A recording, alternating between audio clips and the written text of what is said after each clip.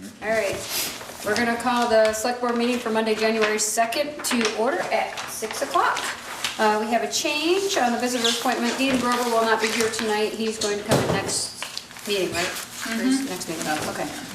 First up is road foreman Pete Bluier to discuss the highway budget and capital equipment budgets. So you can see that Peter's total highway department net supported by taxes is 3.18%. His revenues are up, but only a tiny bit, because we get the majority of our revenue as our state aid to highways. So that's really where we see any growth, is right there. The top portion of the budget, personnel and insurance, is just that. It talks about, you know, salaries, FICA, Medi, health, retirement, all that. The only change that Peter had made here was he wants to increase the boot allowance, right, Pete, to $150. What are you now, 125? 125. And, Can you buy a boot for $125? You can't. You know, I mean, they're running 200 or better, but, you know, again, they probably don't take them off when they get home at 3 o'clock, so. That's once a year right there. Yeah. I love your comment, things cost more. They do. I was like, yeah, that's over everything. So you went down on your fuel, but aren't the fuel prices going back up? They're Are you going still back gonna- up, I was gonna say, are you, I mean, I know we didn't hit that last year. No, I believe we budgeted $3.75 a gallon when we did this. yeah, I think so. Okay. You know, so hopefully we're not gonna get there. It is a gamble. You know, we're 18 months out when we're doing this. I mean, you know, I just figured last year we had 20,000, I believe, left Yep. in the fuel line. We gotta be able to trim it a little bit. Okay. And so, like I say, if it bites me, we'll have to trim somewhere else and, you know, cut back on something else if we can. Well, what about your supplies line? I mean, you've been over the, not drastically, but do you think the 5,500 is enough? 5,500. You wouldn't know. Oh, garage Garage supplies. supplies, Oh, okay, yeah. you're Sorry, down the yeah. line. Yeah, you know, it's probably, you know, try to live within my means, I guess, a little better. And, you know, I just look at if I stay under overall, so. I think I can make it work. Do you need, what did you say? You need a glass of water? Is that No, what no, you no, said, Joel? I Oh, left sorry. my water. Peter, to Michelle's question on the fuel, you're $10 shy of half, you're not halfway, you're 2 weeks shy of halfway in your budget, and you're $10 shy of being halfway in your, from next year's, what you want, 45,000. To her question, is that a little bit too much decrease? Like you said, if you do it there, you'll have to cut signs or somewhere Wherever you else. see halfway. Well, we're spent eight- up to 2 weeks from 6 months, 12, 14, 16, it says right here. We spent $8,500. $8,000. Oh, excuse me, actual last year was 22, I'm sorry, disregard. No, I think, I really think we'll be fine, maybe I'll, Okay. you know, but. The big thing that we need to talk about is we need to discuss the status of the gray building. That's Sorry. Which one's the gray building? The newer one. You know, the further one to the west. closest to the The one they landfill. put the Yeah. footprints on? Yes. Okay. So, why don't you elaborate a little bit on the problem The we floor got over started there? I'm sure last year Kendall- dropping a little bit. We actually, you know, took a measurement this year. It's around 5 inches drop from one overhead door to the further one. The floor is cracking, get cracked in. Pavement, right, or The cement? floor. Okay. Yeah, in my understanding, I was told that when they put that in, threw it in with a backhoe, rolled it and cemented it, you know, so. Yeah, and we're not sure if there's a foundation there, if it's a slab with a wall board on top of it, right? Correct. I think it's an Alaskan slab. Yeah, well, we looked one time and we didn't dig down outside, that would have been the way to tell. Yeah, you know, and the water goes right down, you rinse the truck off, it goes down the crack and you don't see it again. I don't know where it's, you know, so we are avoiding rinsing the truck off in there. And It's I took a look at it the other day, Peter showed me, it's the furthest west door, the pavement, under the truck is just going like this. So it's going down, not up? Yeah, yeah, It's no. sinking in? It's not, the foundation on the walls is too sinking. It's the floor. It's the floor about 15 feet inside. Well, where they're parking, the vehicles Where they're parking, the are heavy obviously is- heavier than what they were, but So what's the fix? Well, Taking it all out? what we think we need, Peter and I have talked about, and what Pete's you know, saying maybe what we need to do is take a little bit of money out of the Capitol building and get somebody in there and knows what's going on, whether it's a structural engineer or somebody, or someone who, or hiring someone to come in and take a look at it, because we're not sure.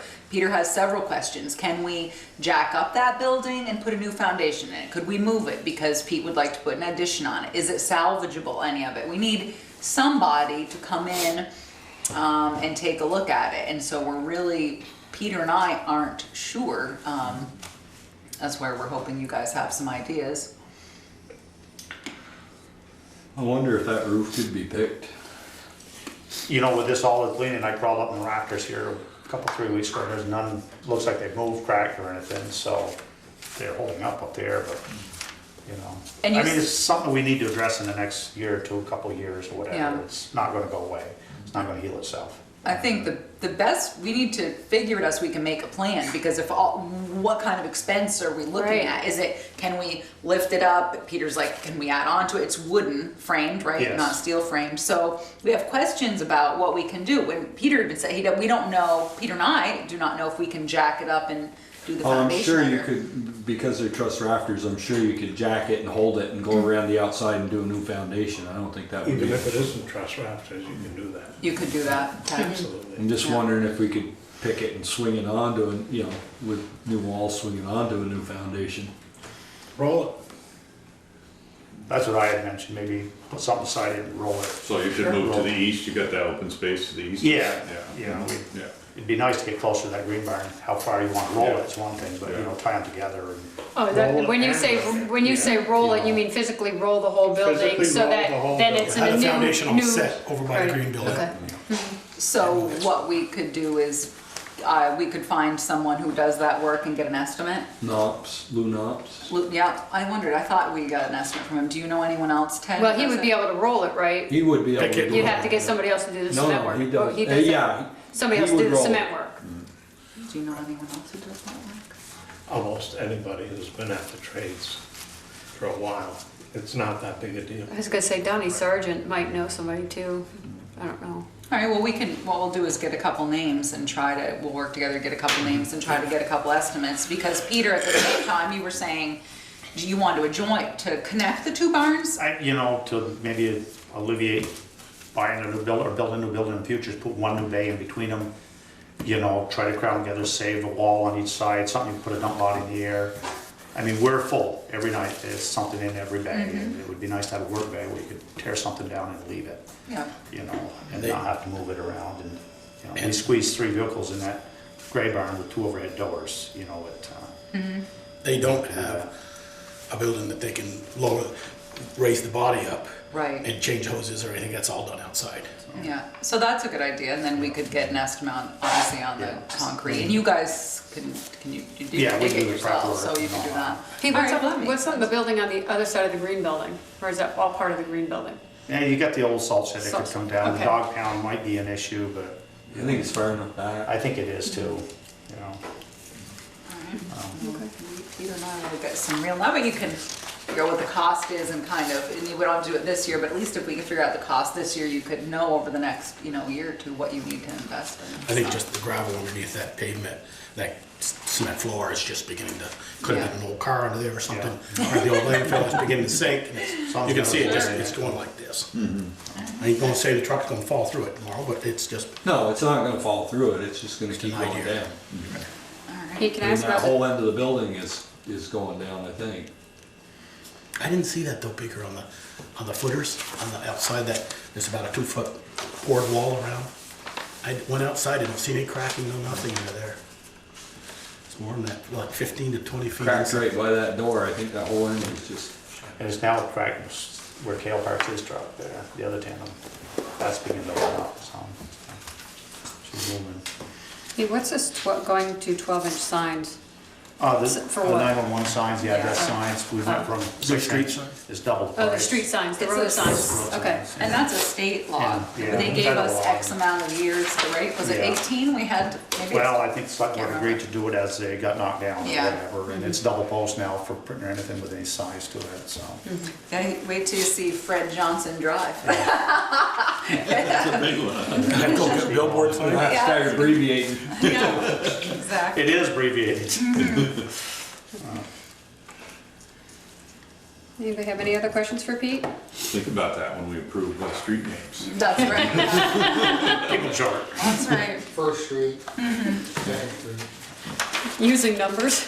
Yeah, street one. Obviously this, well, not right now, but your salt, you're certainly, Yeah, with the I lack of flipped over the snow, you're backside. certainly going all. Salt's gonna look like we overspent, having a mild winter last year, we overspent it considerably, but we put some in the building, so we could do what we did this year, maybe lower it, keep it the same, and do this for a couple, 3 years. And it was in the budget, not that line item, but, so, if people are wondering why it went over. How available is salt? I know. Right now, it's a week out, getting a Yeah, load. Week but to- it's not like it's been in other years. No, We just- it's going out pretty fast, though, Yeah. and like I say, you order it, used to get it within a day or two, now it's 7, 8 days, so. The other thing we need to talk about is the sidewalk budget. Obviously, we've increased it a couple thousand because we have a match for the downtown grant to do the brick and reset that. But we need to talk about the BFD sidewalk, which I think we talked about last year, was just doing a little bit on the rec club side, and taking out a couple pads, putting in a couple truncated domes, and then maybe putting a landing pad, basically a couple on the, on the Fire departments. Nelson side or fire department side, and just kind of waiting until Kevin Harper, moves forward with his project, instead of putting that money in this year to create the entire sidewalk. At least it would create a crosswalk, it would put the signage in, and it would get people across the street. And so if that's the case, Peter and I are thinking that'd probably be about $1,000. So we actually would have to, possibly increase the sidewalk budget from 15 instead of 17 to maybe 18,000. Just gonna depend on the price that we get for the downtown. That sidewalk budget, that's for sidewalk maintenance, that's not a capital sidewalk budget. Right, we usually, And you're talking, this is all new sidewalk where there never has been any.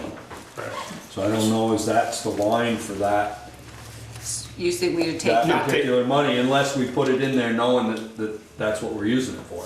Right, I mean, that's, right, I mean, we put it in this year because we know that will be kept, we know that Main Street will be Peter's project this year.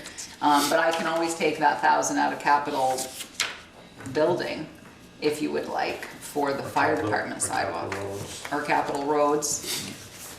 Well, where do we usually take it out when we do sidewalks every year? We do sidewalks out of the sidewalk line, but that's sidewalk replacement. Oh, And This is new. This is new sidewalk where there is no sidewalk. okay. What did we do, we used the same money though when we did from the horse rink to Wizzles.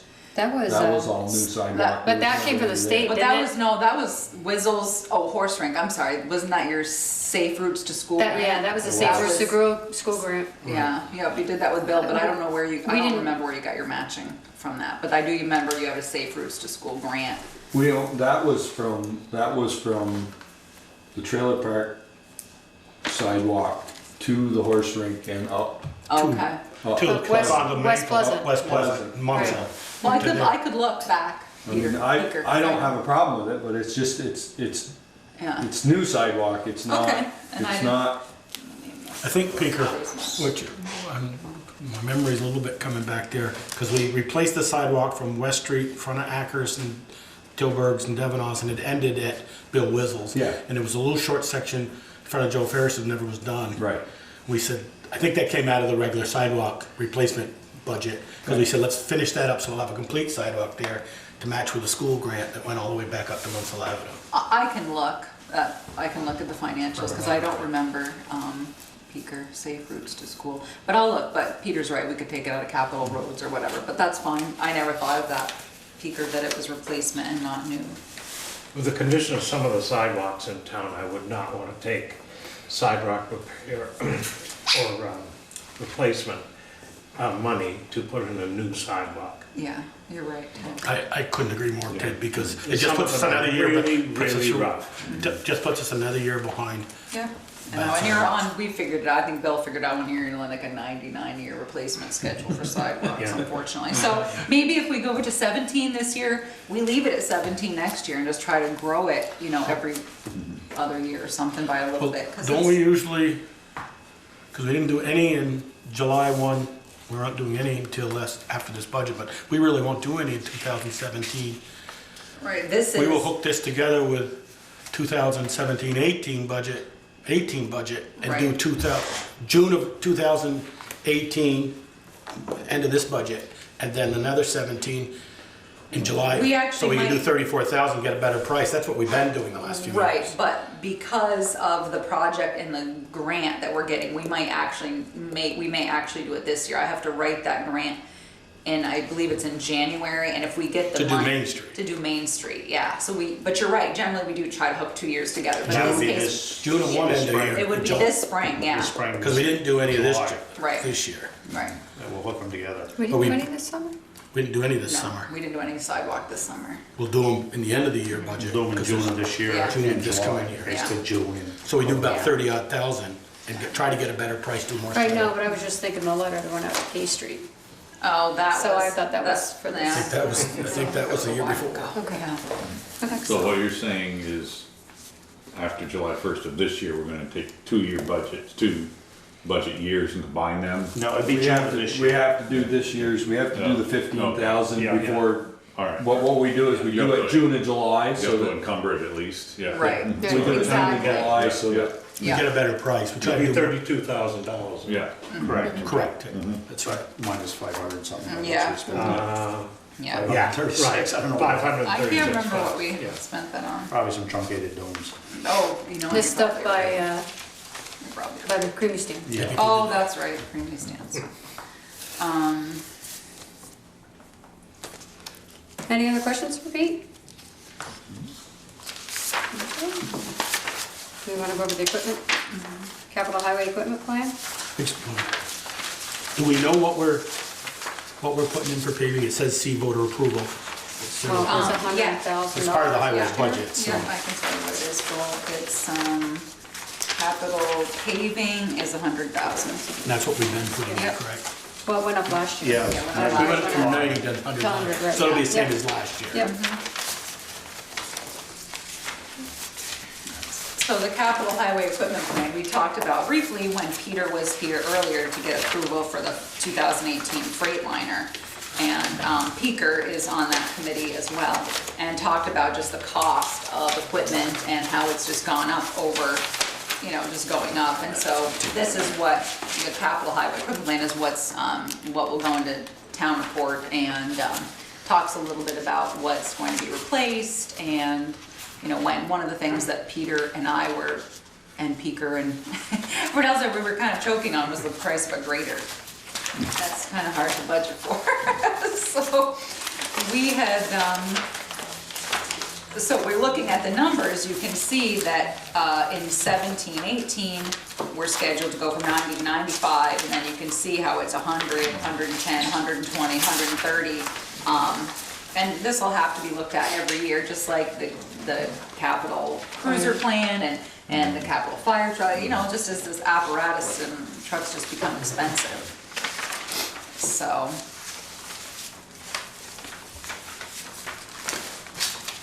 But if you have any question about the equipment itself, you can ask Peter. You know, the old grader is beginning to show its age. It's, you know, we did a valve job, a head gasket in the garage this winter.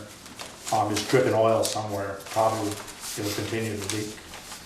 You know, the main seal, I think it's rear mains dripping, but So gonna We last can't another afford to 5 pull out. years? we're gonna try to make it. I mean, it's not like, you know, a quarter week or so, it's pretty cheap. It's got 10,000 hours on it now, you know. The loader's like 7,000 hours, so they're beginning to show their age. And, you know, as you see in the Plymouth contract repair line, it keeps going up. You know, we certainly spend it all, and, you know, Peter, what's just your thought, and the equipment committee is, when you get to 2019 and the tandem, I know you've had some issues with that international, is to switch those two, so you don't get stuck with a grader that you can't even give away because something main went on it.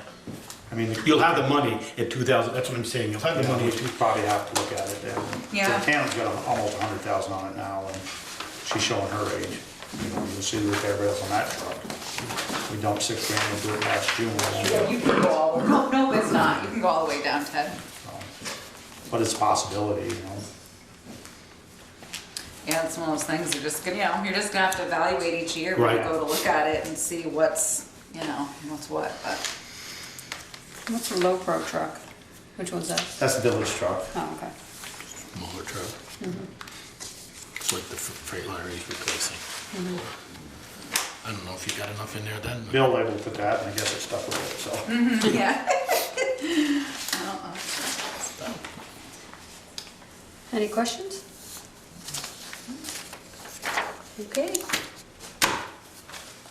I We guess, good with B? You got more questions? I guess I just look out there to 2000, and I know this is all a guess, and I'm looking over to my left, Peter and Peaker, is, if we spend 130,000 at F-47 for a low pro truck this year, do we really think we're gonna get one for 135 in 5 more years, 6 more years? Well, you're talking four-wheel drive versus a two-wheel drive. Oh, okay, I'm sorry. You know, so. Yep. I mean, nice to think someday you'd end up with 2 four-wheel drives. If one broke down, you wouldn't be such a yank to get it going, when this one pulls brakes and basin and all that, but that's why it's a little cheaper. Not- And we had to increase them all over Right, I was last wondering if- year. if we Yeah, should no, do it. no. Yeah. Instead of 85 to 90 to 95, move them all up 1,000. And hopefully that 5,000 truck more. will not have a ton of miles on it, because it runs the village most of the time. Oh, okay.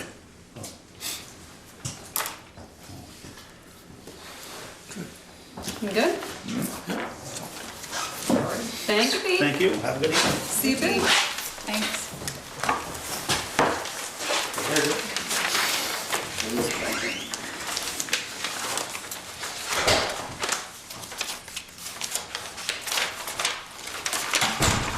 Kevin, come on up. We'll do the police budget and capital plan. Come on down. There's Kevin, right there. That's on my mind. What page is he on? Did we get a new one of There's those? a new one of these. Huh? I've got this We're all one. cop stuff on it. The Keenan packet? Yeah. This one on Is he full. in with our 12-14 packet? This- No, they're separate. We got a new, We got we got a separate one. what came in our packet, right? Yeah, it was in our packet. Came in our packet. Yep, Okay, let me see. it might be right here. These are folded over.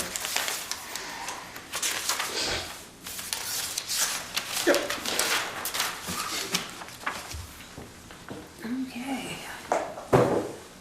Tell the next two appointments to come maybe a little bit early.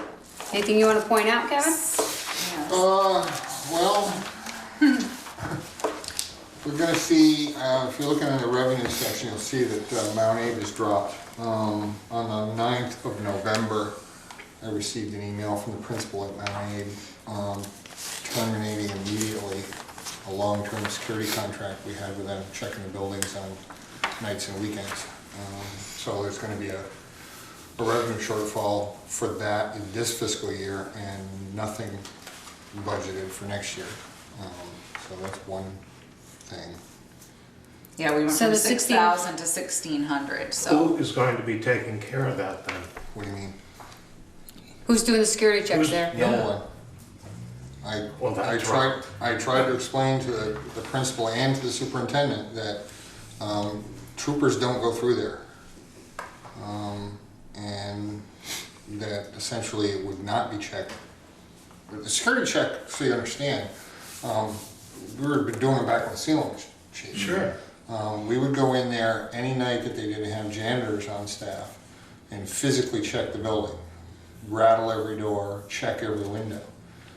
That was done every night and twice on weekend days. So it was done twice on Saturdays, twice on Sundays.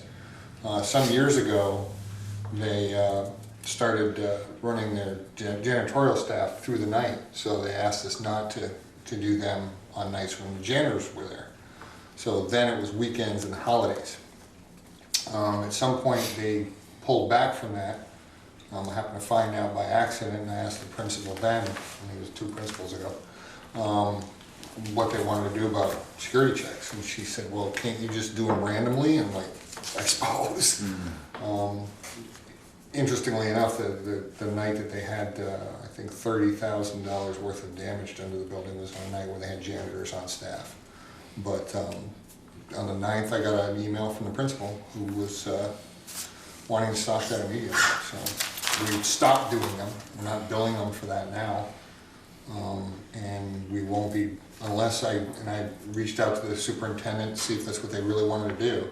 I haven't heard back from them. So we're not planning on putting that revenue in there if we're not going to expect to be doing the checks. So that has nothing to do with the fact that Art's there now then? No, because it was nights and weekends. I mean, we still have the contract for emergency responses. My hope is that we aren't responding over there for more alarms. Well, if we are though, they're being billed. They'll be billed for it. Right. Yeah. And like coverage for basketball games and. That's events. been cut as well.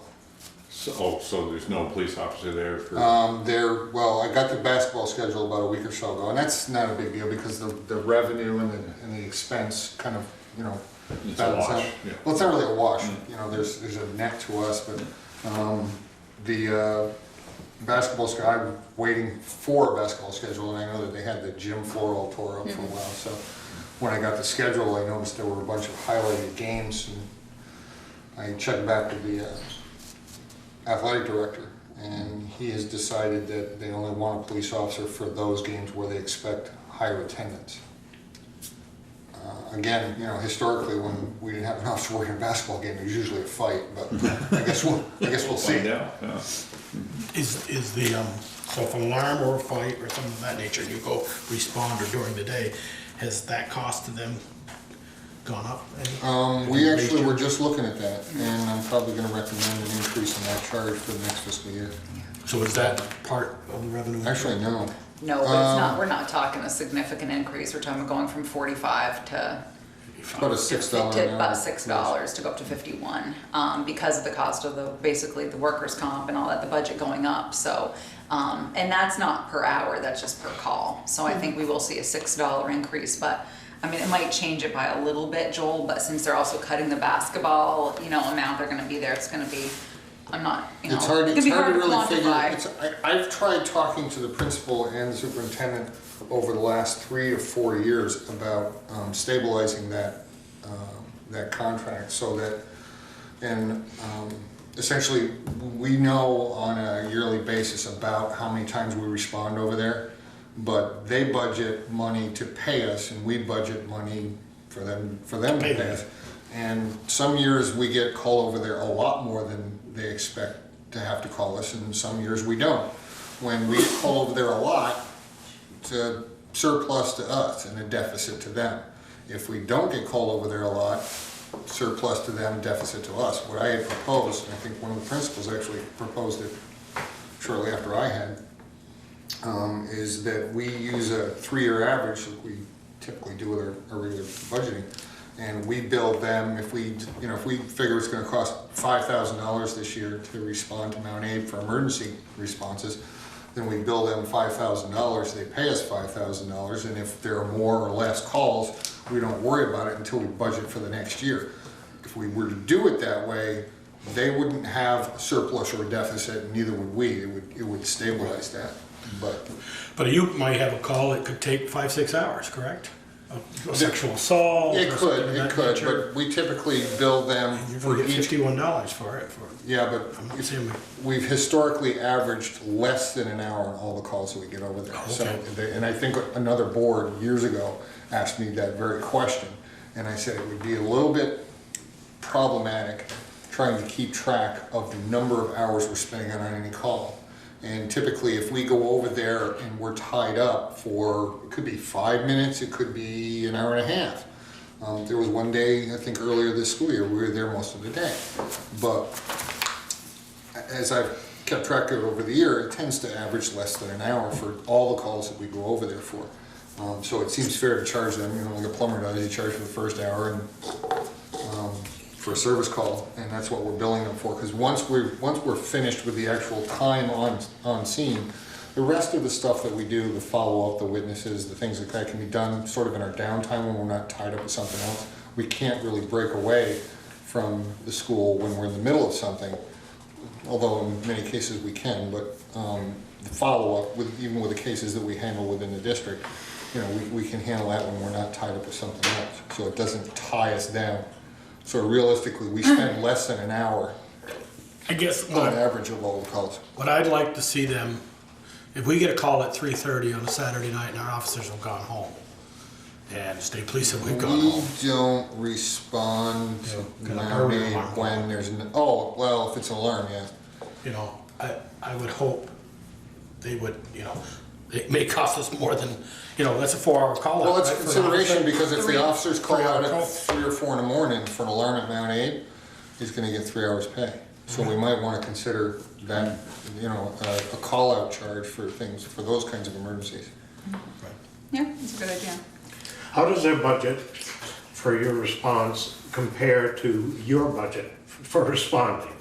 Is there, There's I'm never really getting been. a feeling that there isn't any communication at all. Can you correct that? I tried last year. I think it was last year. We've had some misunderstandings in the past about how we interact and how we work together.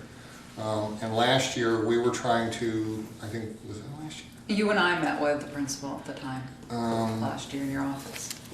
We had an issue over a minor situation. We had kids who were leaving campus and trespassing on property within the district.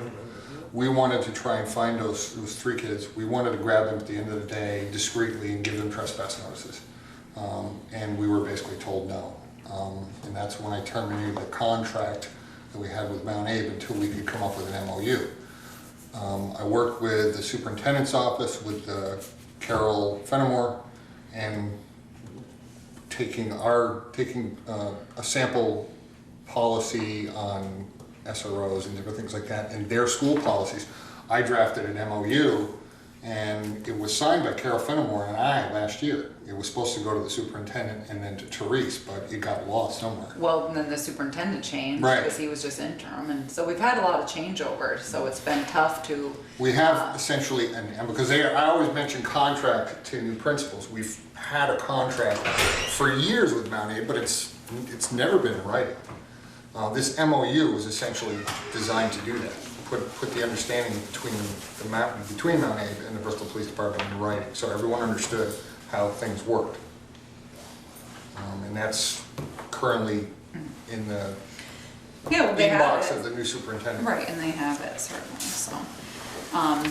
When I So saw we- the drop from 6,000 to 1,600, I thought they'd subbed it out to somebody else. I didn't realize that there's gonna be no coverage. Yeah. That does not sound like a really clever thing. So I do think Kevin's right, or the idea is right, and Kevin could articulate to them that he's, that they'll create a call-out charge. So if they do get called out when an officer's not on duty, that they can expect higher change. I So we never could actually reflect considered that in the that's a good idea. we could reflect that in the 1,600, we could update that later.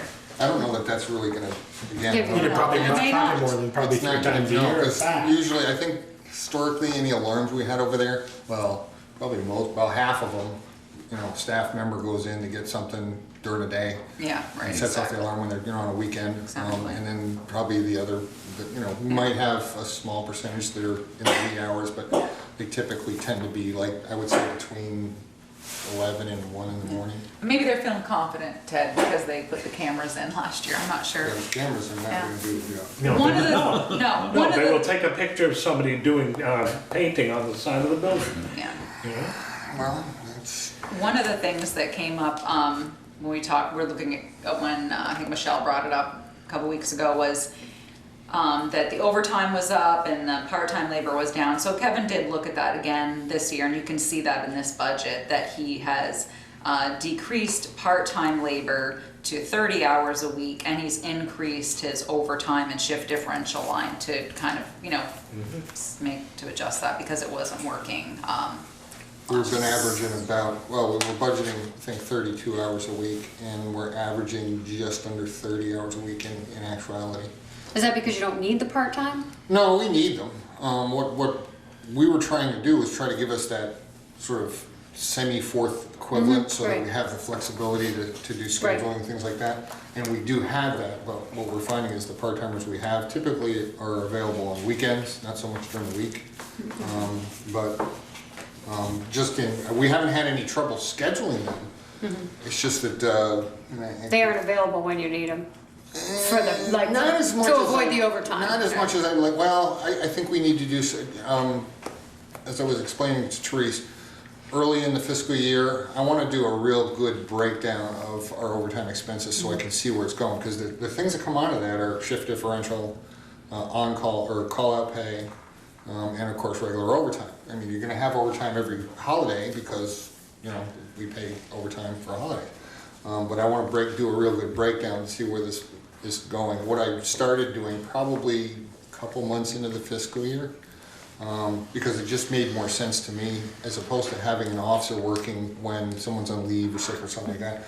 To have an officer working 12 hours, either part of it on overtime or all of it on overtime, it almost makes more sense, and I really don't mind. I've been adjusting the schedule so that I'm covering those vacancies when we need to plug them in, because I'm working usually 7 to 2 when we have, you know, all the overlap going, and I can pull myself off of, say, a Monday morning shift 7 to 2 and work a Sunday or a Saturday covering that vacancy. So that's what I started doing after about probably after a few months into the fiscal year. In my initial review of overtime, we're not seeing a lot of overtime expenditures, you know, just the actual overtime. But I want to do a real breakdown of it to see how much of it is, you know, sort of cooked in, the on-call pay, the shift differential, and some of the holiday stuff. There may not be a lot of sort of free overtime in there for, you know, I think the bulk of the overtime I looked at, there was some, I guess, when I was on leave earlier in the fiscal year, Right. but the rest of it tends to be somebody gets arrested at 1 o'clock in the morning and the officer's in there for 3 and 4 hours getting that person processed, those kinds of things. The other thing Kevin did was, besides reducing from 32 hours a week to 30, the part-time labor was reducing the admin hours for Lisa and Liz to 10 hours a week, which is fine. So we did reduce that. And of course, you know, that everybody knows, or you all know, I've already forewarned you, that the workers' comp budget went from, you know, 8,200, which in hindsight I probably should have budgeted 10, but anyways, up to $49,570. We already know what our premium budget is now. We know, and I'm budgeting a 5% increase for January 2018. So this 49 is for 2017 and 5% for 2018. Right, a 5% increase for, yeah, so. Because obviously we know there's still gonna be an increase, even though it's gone really high this time. And basically what happened is we just had the claims, so we had some claims, and that's what happens. It shot, you know, our mod had been really good, and so, you know, we're stuck with this number for 3 years. And then at the end of Our the, cruiser got stolen. yeah, at the end of the 3 years, we're gonna see it pitch back down, and as long as, you know, we keep everybody healthy and safe, we're good. So the two towing lines, towing fees and the towing and the expense, are those gonna be deleted since the We towing can, company yeah. pays Yeah, or we bills didn't- whoever they we tow, didn't- right? yeah. You don't have to, Well, we're not doing any of that? I don't know if eliminating the line, because I think I was working one of those night shifts cover, and I towed a car off Main Street, and the guys that had been towing for us, I think they've got 2 or 3 records, because when we've had a couple of cars on Main Street, they bring 2, get them right out of it.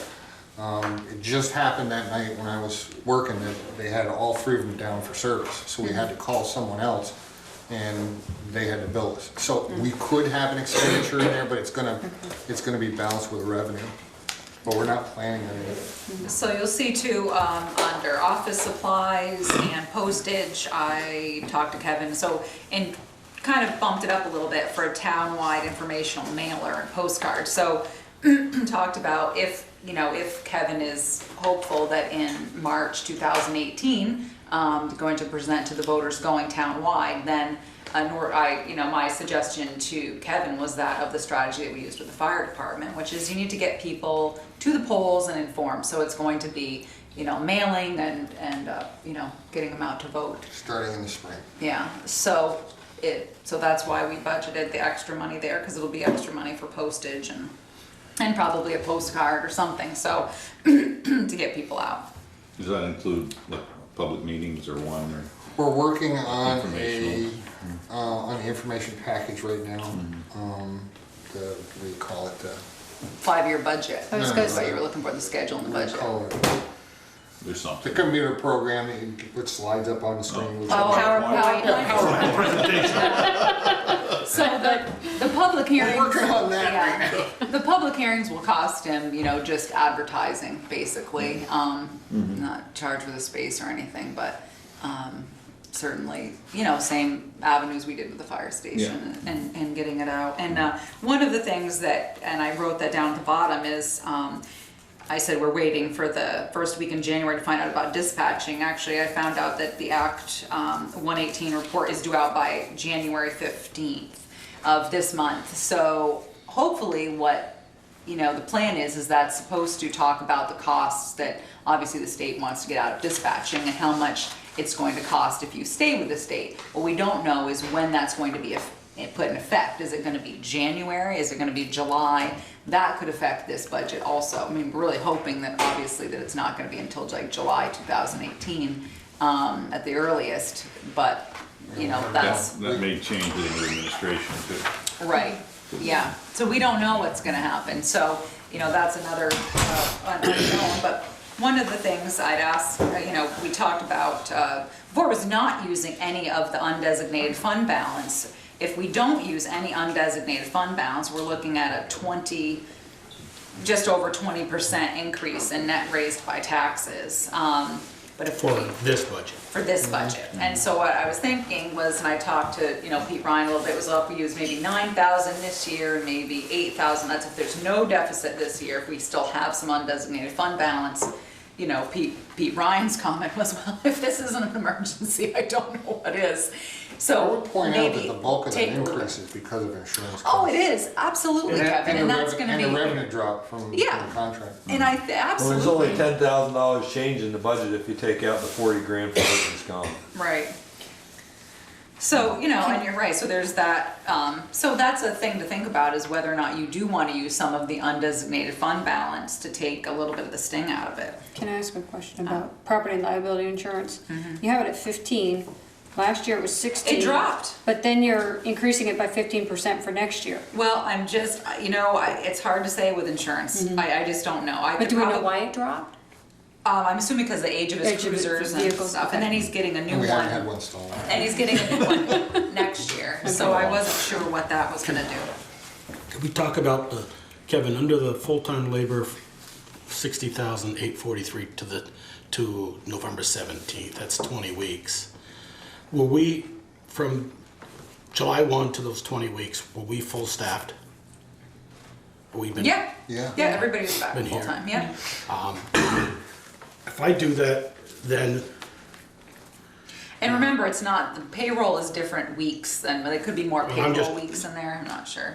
dividing that by 20 weeks, and then times that by 52, I come up with 158,000, you budget 165. Yeah, that could be, Could we tweak that 170,000 a little bit? Down to no. 4,000? nope, not what Because I, it seems like we've been building these budgets on 2.5%, 3% on budget after budget, not on actual after. The last 2 years, our actual's been it's been about anywhere from 8 to Well- 9,000 less in that line. I build it on actuals. I build the budget on actuals. It could be, I'd have to go back and look, Joel, to see how many payroll weeks this is, because for fiscal, I'd have to look at the calendar to see when the fiscal year started. It may not be 20, but when you have the salary spreadsheet I gave you a couple weeks ago that we'll discuss in executive session, but I budget actual numbers. Well, I took 165,607 last year and added 2.9 to it, as you say in your increase. And I'm $200, $170 more than, so you didn't, So you took 165,607 times 2.9. and Yeah. it comes to $470 instead of $120. Oh, well, that could be just Excel $280. rounding. 'Cause Yeah, I do it in an rounding it Excel up. spreadsheet, so it could be just my Excel spreadsheet rounding it up, and I don't know. just- But I can look again at the number, Joel, but I know I budget to actual numbers for salary. And I'd have to go back and look, because remember, sometimes once the audit, they make an entry because they're gonna make audit adjustments for accrued payroll and things like that that are going to affect these numbers that we see. So once the auditors get a hold of it, that always, what you look at when we ran a fiscal report at the end of June is gonna look different than what the auditors do, because they're gonna figure out how many days of those were in what payroll, and then they'll do an accrued payroll. So it could be that, but I certainly will look into it, Joel, and see. But that, my guess is it's an audit entry, but I will certainly check. Kevin, what But would you? what Joel was saying is if you take that 165 and add to it, instead of the actual of 154, isn't that what you're saying, Joel? Yes. I've taken that 154, what we actually spent last year, and times that by 1.09. 1.09, 2.09. 9%. And I'm not even up to 170,000. Well, yeah, like I said, Joel, I'm gonna have to look at that. I'm not, that 154 For what may we not. July 1.09. Yeah, well, yeah. Well, excuse me. You said I was doing it for 1.09? 2 years. Oh, okay, Joel, I got it. We're spending, it looks like, well, if you take the 154, 785 and times it by 1.05. Yeah, I times that by that 154, 785 by actual. It's about a 6% increase to get to the 165. And that's what I'm saying. We're going up on salary on the budgeted, we keep going up 3% and not on the actual. Well, what I'm saying to you is I need to look at it because it could be an audit entry. So Okay. this number that you see, the 154, is after the auditors have made their entries. So they could have moved something to accrued payroll or changes. So I need to look at it to see. But I have a note here, so I will look at the audit entries and have an answer for you on Monday. Okay. Because I don't have that breakdown in front of me. So let me just take a look, okay, Joel? Because I understand what you're saying. I'm just thinking it must be an audit entry. Kevin, what's covered under detail labor? Detail labor is anything we do for a contractor of any kind. If, well, the basketball games are a big part of it. 4th of July for non-duty officers, Pocock Festival for non-duty officers, the bike race. Okay. Anything where an additional officer is needed, the contractor pays that, it goes into detail labor. Okay, so it's paid from outside. You pay them, but it gets reimbursed from wherever the contracted person is? We bill them for the time Time. of Okay. the officer. Well, currently it's billed at the cost of the officer plus 10%. So that's why it's 28 down there, 35 up here. Okay. Yeah, it should, your revenues, if everyone's paying, should be higher than what you spent. Yeah, okay. And what's covered under the legal expenses? That's actually is new. We Okay. talked about that, that what has happened in the past is the general fund eats Right, all their that's what I legal was gonna fees. ask. So That's right, we were now that starting, came you know out. what we should, so Kevin said one time, we should have a budget for that. I said, yeah, I think you should. The other thing that was in here that we spoke about was the $38.75 for the installation of the man door and larger overhead door. And so there's that, whether or not you want to keep that in or you think we need to wait another year. That's certainly for discussion for you to have with Kevin. This Kevin or Kevin Harper? This Or Kevin. both? No, not Kevin Harper, this Kevin, whether or not you're It's gonna his part with the building. money or not. Well, he's already met with him, he's willing to. okay. What does he care? We're gonna pay for it. And it's a leasehold improvement for him, so he's probably, he doesn't care. What was the cost for the man door and the overhead door? $38.75, I think I wrote it down here. And, But Kevin, you can pull a cruiser in and get a prisoner out. Gingerly, Inside. the utility clears the walls by about an inch or two on either side. is that before or after you fold the mirrors in, just out of curiosity? Because I've heard talked about that. I think some of the guys will pull the mirror in so Yeah. they don't catch it, but with the mirrors fully extended, it clears by about an inch or two on the other side. Yeah, that's what I wondered. The other thing I would point out is, I think I mentioned this to you when you were over there taking measurements. Oh, well, not all of us, but we're paying rent on a 2-bay sally port. We're only able to use one. The officers tend to come through the sally port when they're working. They avoid the sort of visitors side of things. So they're opening that sally port door every time they come in or out, thus letting all the heat go out. It would I think be less wear and tear on the sally port door and more economical on heating the sally port if they were able to come through a man door. What did they use that door before? That's the strangest door I have ever seen. What's that? Well, when we first started talking about that space, it was, what is the current square footage? 2,200. Yeah, it was 2,500 square feet, but what was going on is the SU had a whole bunch of filing cabinets on the floor where our sally port is now. And when they realized that we were going to be moving in there, they said, well, we need a place to store all these files. So Kevin Harper did a deal with them and took a little space from us and put stairs up there. And in the original plan, the plan was to actually move those doors together, or no, move that door over was part of the build. And we're actually supposed to get more windows on the thing, and we had a locker room in it. Well, we cut out the locker room, we cut out some of the windows, and we cut out the improvement to the sally port doors in order to make it cost effective and, you know, get it passed. So we're renting a space that was advertised one way and we can only use it a different way, is that correct? Well, it was, No, we got what we asked for, Ted. well, in the end, yeah. mean, I thought, they were. The chief wanted 2 doors. He was adamant that we get 2 doors when we did that. And that's what we got. who, Kevin was adamant that those we get doors 2 are doors. 8 No, I was- feet I wide was by adamant to 9 have a feet high. They're the a stupidest two-car sally doors port. I've ever The seen. doors, Well, the doors are relative to the space you have inside. I mean, that's, and we even talked about whether or not we could back a car into that second sally port door, but A standard door is 9 by 7. How did they end up with an 8 by 9 door? those are the original doors when they had. That's what I loading was docks. asking, what are And the they? loading docks. They were The loading docks. They filled up to them and paved. Cause there was, I mean, that. it was a hole there. Yeah, they backfilled that in before they, I don't know if it was for us or before, but they filled it in. You used to be able to drive back a tractor trailer right up to those doors and be level with the, Yeah, they took stuff from the parking lot over on the other side and put there. yeah, could be. I don't know if it was before or after, don't remember either. but somewhere in that time frame. I hate making an improvement to that building because we're only renting it. And I don't understand why we're renting a building that we can't really properly use.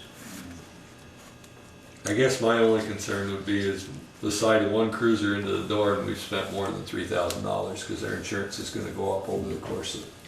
2 years. Well, It I'm isn't thinking the of, door, it's the jams. I'm thinking of The the door line being further out up of than the a cruiser. I'm thinking of a line up further than a cruiser being damaged. What's that? Somebody slips and follows a prisoner outside, bringing them in. Well, we don't have that problem because they can But you have to slip and follow them. bring them in the sally port. Yeah, We can bring the prisoner in. What we can't do, But you get him out of the car out on the ramp or no? no, No, Okay, they- you bring him in. Okay, but it's an inch clearance. you just gotta be careful driving Okay, in there. I just don't wanna, What we we've already can't do, gone up which is why I $40,000 wanted in our workman's comp. What we can't do, which is why I wanted it, why I insisted on a 2-car sally port, was we can't, you know, periodically we seize a vehicle that we're gonna be executing a search warrant on, and we need to keep that in a secure location. So if we put it in the sally port, we then can't use it for its intended purpose, driving a car. And we can't, you know, we can't put a second car in there. But there were a number of reasons why I wanted a 2-car sally port. We have essentially a 1-car sally port with a whole bunch of stuff stored on the side of it because it's just the way it is. the other side of it is if we damage the door or damage the cruiser, insurance will pick up part of that. Yeah, our insurance will go up and we still have a deductible. I know. It's your call. Well, we can leave it in Folks. for now and, I'd like to see that improvement made, but. I guess I'd rather leave it in and decide we're not gonna use it later on than decide later you're gonna wanna put it in and then have to find the money for If it it. were left in, one thought is if we wait till the end of the fiscal year, and we're looking pretty good, we could go. Well, ahead that's and what do I it. was wondering. I was just gonna, take it out of the current fiscal year if your budget's doing well. Yeah, the one we're That's in not now. what I- that's not No, what I- he's saying leave Oh, it I in said and it. End of next, It's oh, I doable, was I guess. thinking, No, I okay. mean, if we Yeah, left, yeah. Oh, I if we got it. left it in there and then, you know, the summer just Right. before our next fiscal year. I got you. Things are looking good, we can go ahead and do it. If not, we don't. It gives us the ability at the end of the fiscal year, if things are going well, we're not running a deficit, to go ahead and have that repaired. But that's We're gonna another, be in that's there. another year and a half without it. Oh, no, I'm thinking And this until then, fold them in. June 2016. Peter. That's I mean, right. 2017. 2017. Excuse me. And we're in there another 7 years. I know, you're thinking 2017, he's saying 18. Yeah, That's, If there's 2,000 left, 2,500 left this June, yeah. put 2,500 to that 38 and do it. Then you're really only taking 1,300, 1,400 out of the budget.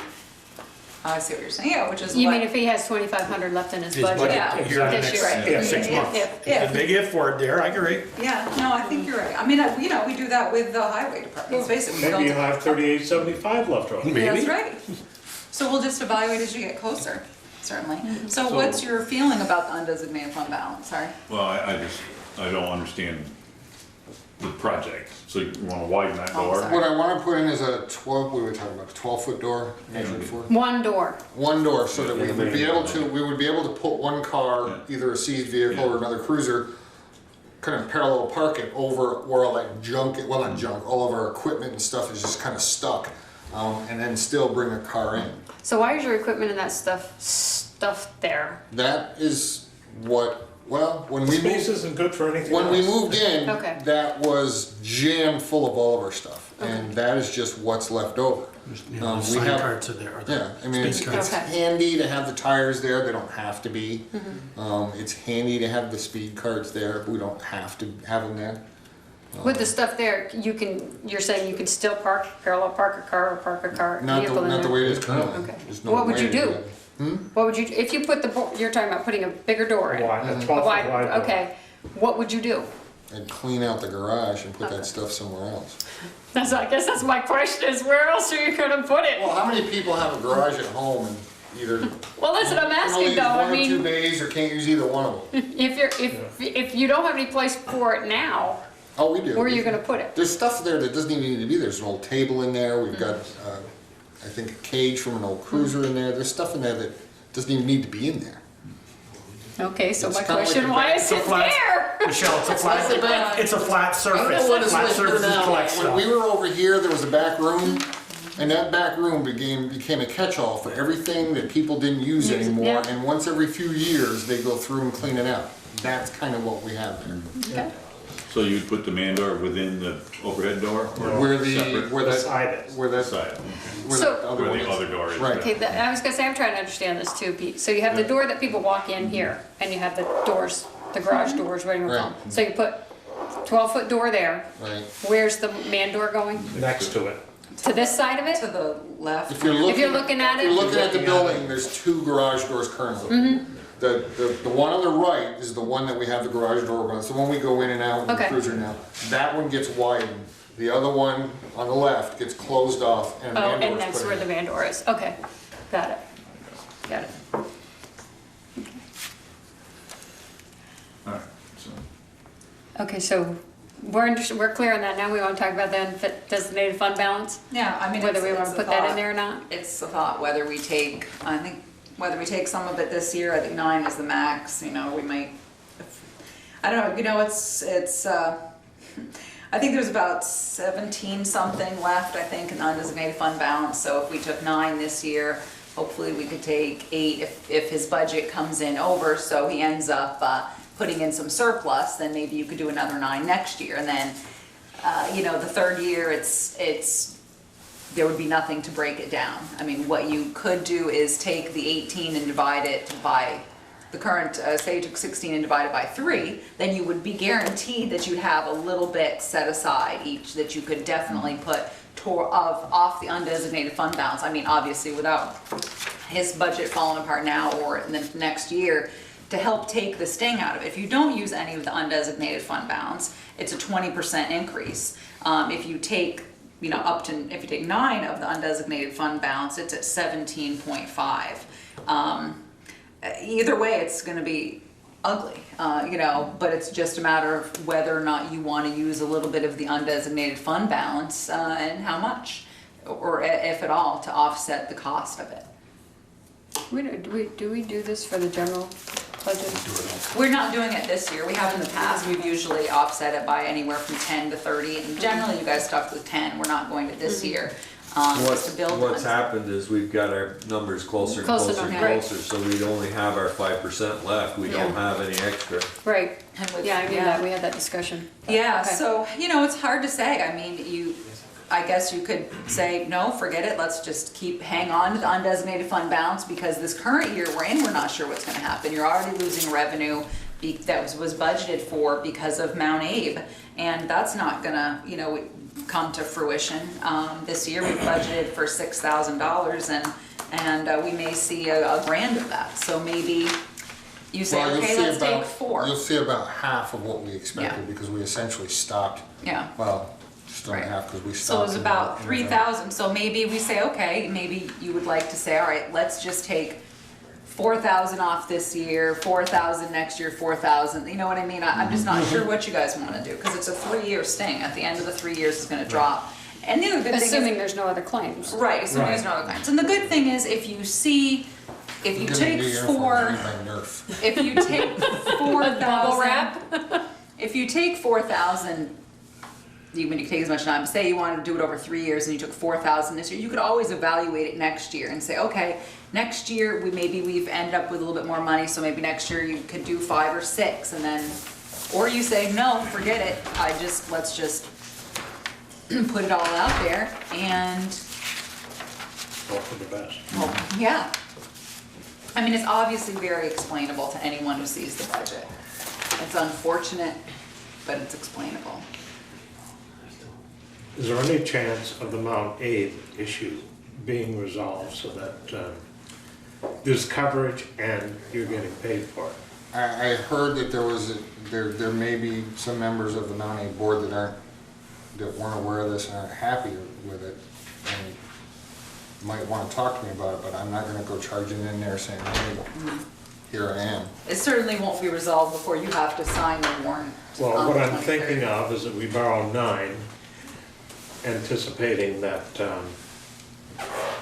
that $1,600 figure is going to rise when people realize that we're leaving I'm not- something hanging. I'm out. not banking on it. I talked to both Yeah. the principal and the superintendent, and I don't know, just a thought. Until something major happens, they probably aren't gonna do anything. Unfortunately. that's my other concern, you know. it's But you gonna- will be paid if you get a call over and above $1,600. If you get calls, Well, if we get called over there a lot, yeah, Yeah. I mean, that's the other thing, I'd like to try and flatten that out so it doesn't hurt either one of us, but if we get called over there a lot in the coming fiscal year, that revenue number's gonna be higher. yeah, so we're not locked in for 1,000,000 calls at $1,600. I'm not locked into any. If we do none over there, you Right. won't see any of that money. Right. Well, I'd like to see us use part of that Yeah. designated fund to get that from 20 down to maybe 15%. You know, if that 15, takes, then you're talking more The than 9. undesignated. undesignated, The yeah, undesignated then you're fund. talking more than 9. 9. And, right now you're sitting at about just over 17, so I would, If you do that now, then next year you're not gonna have as much to put in there either. and the other No, thing, but if I'm- something happens. maybe we can look in a crystal ball and hoping that 49.5 or the $40,000 increase in workman's comp won't go up anymore. Maybe it'll, okay. Well, it's gonna stay the It's same, gonna if not stay higher. at least for 3 years. 3 years. That's You have a it. 3-year. It's a 3-year, Right, but Minute. right now, we're looking at 40%, $40,000, which made it go up 20%. I see what you're saying. Next year, if that flattens out, stays 49, Right, I see what you're saying. That's what I'm I got saying. you. Okay, I understand what you're saying. But Well, we you don't know it's if not we gonna don't stay know at that. 49. Yeah, we know it's gonna go up a little bit, but it may Right. go up 5%, we're through the not, Vermont League of Cities and not- Towns, right? yes, not, yeah. I remember, Peter, refresh my memory when Bill was here, one year we put that, we thought we put it out to bid, remember? We went with Next Door, had them look, and Fred, and, You guys Not talked about the- this Not the before. workman's comp. not I what, don't think it was workman's comp. I think it was liability or general insurance, was it? Or was it health? He did it with health insurance Workers' comp once, is and then he did It it was once the- with was the health disability. Was it health? Okay. We went to Looked Bristol around. Financial. We shopped a little. I should We say. can, We need to keep moving, so. yeah, Yeah. so we can talk about that next week. It's just something, I guess you could mull it over between now and Monday. Do we need to go through the capital equipment and capital cruiser plan? If you want to, or you. The only thing I have to ask for you guys is, on the capital cruiser plan, with these numbers, does that cost of the cruiser include all the equipment that needs to be installed in it, or is the plan to use old stuff in a new, or does it come out of the capital equipment plan? We typically try to, well, a lot of the equipment that goes into the new car, we get through grants. We've actually got blue lights for the next car sitting over the shop. But yes, that number usually reflects, we try to take as much of the actual cruiser, what it ends And the up being equipment, yeah. out of there. If we tend to go over, you know, we might have some equipment that just tends to be really pricey. We'll take that out of other lines Okay. or grants. And the other thing too is on this one, due to varying price of resale values, this capital plan does not include a value for resale or trade. It's not like a piece of Peter's highway equipment where Yeah. we can get 30, 40 grand for it. And then this plan does estimate about a 6% increase in the purchase price for the cruiser and the equipment, so. Anybody else have any questions for Kevin on that? Okay. Any other questions for Kevin? You're good, Kevin. Thanks. Thank you. Thanks for coming in early. Okay, thanks. I forgot that. Thank you. I'll mention that later. Hey, Eric. Come on up for the zoning administrator. Yep, outdoor, yep. So the zoning, the economic development planning is on page 3.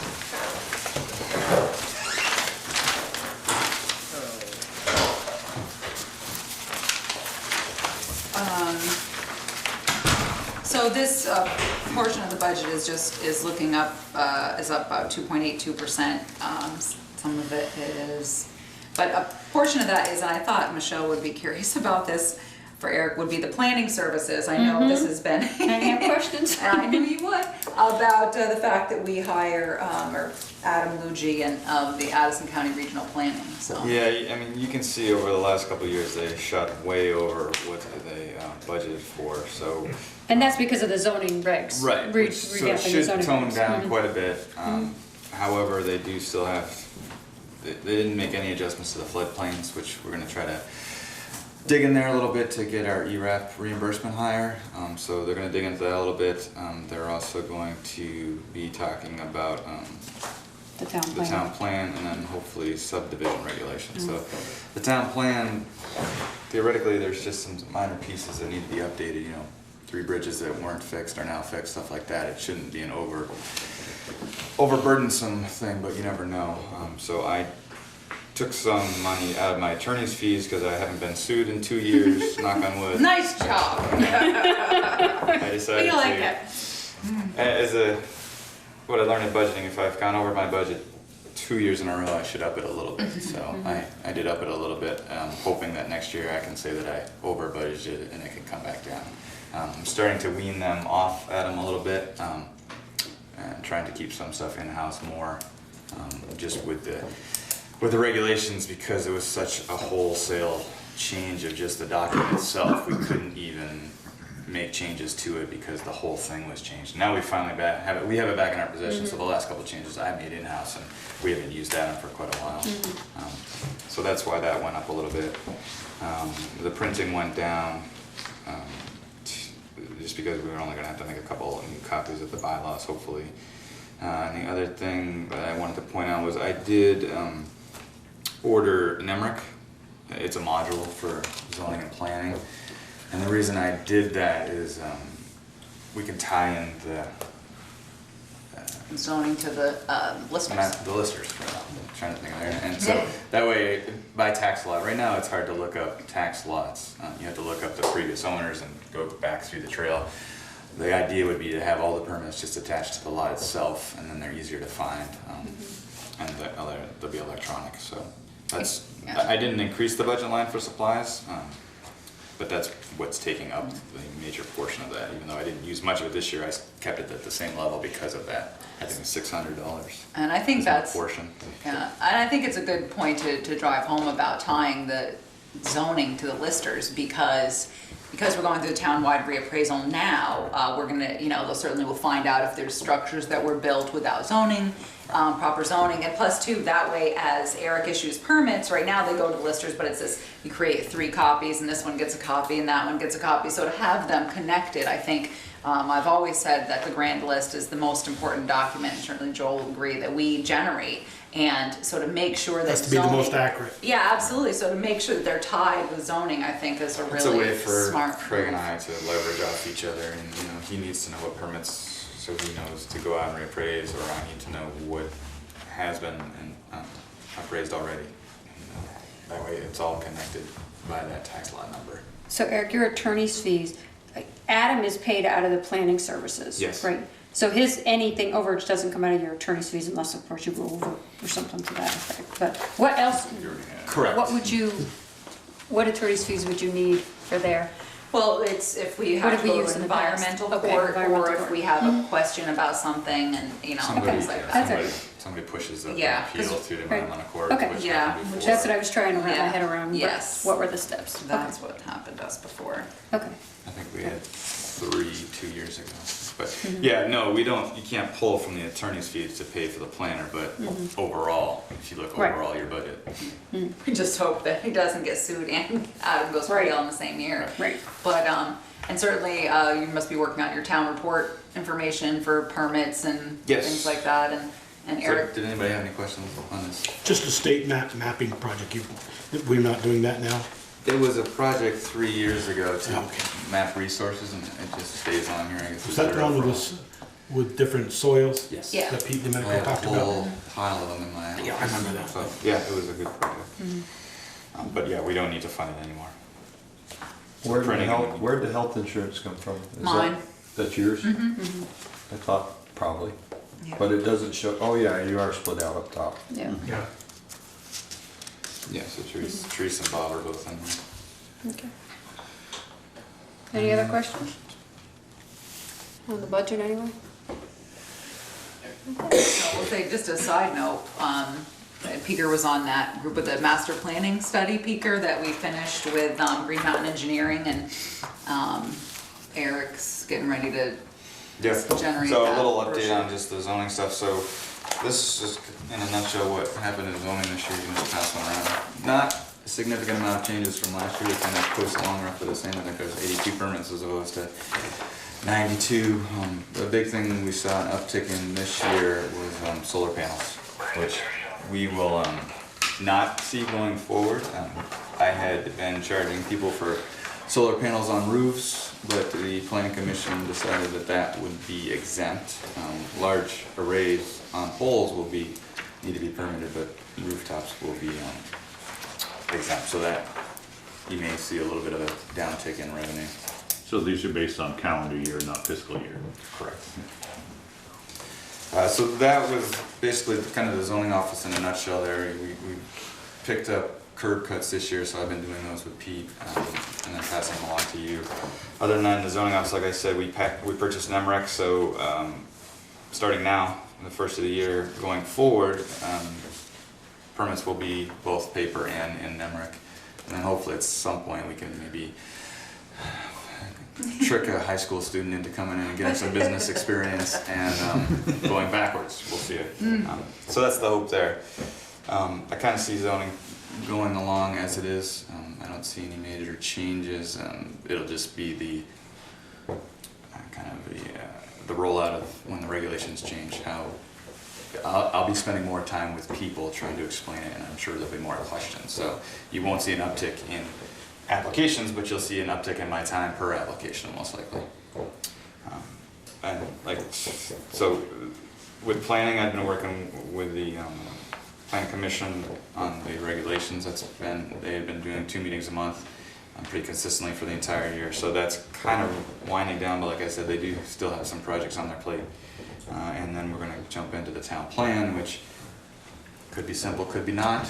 We'll see how it goes once that's passed, and then they have their 2 years to do that. On the economic development side, like Teresa, I'm working with Kevin Harper. I was on the master planning group, so we finished that at the end of the summer here, and now I'm going to be working with Kevin to try to work on some marketing tools to get it out there. I'm leveraging off, working with Kevin I'm also on the board now for Addison County Economic Development Board. So they're kind of marketing it as well. So, obviously Robin Shy knows about it now. And she has a lot of connections, so just the connection between her and Kevin and I, and we've met on site once with the person from the state, or from the government, and actually walked it, trying to think about ways to get grants. And, so Kevin and I have talked about that. We've also talked about, I'm sitting with CORE now and trying to get in with their meetings as a board member, and I talked about, they're called neighborhood development grants. So Kevin's talking about some housing.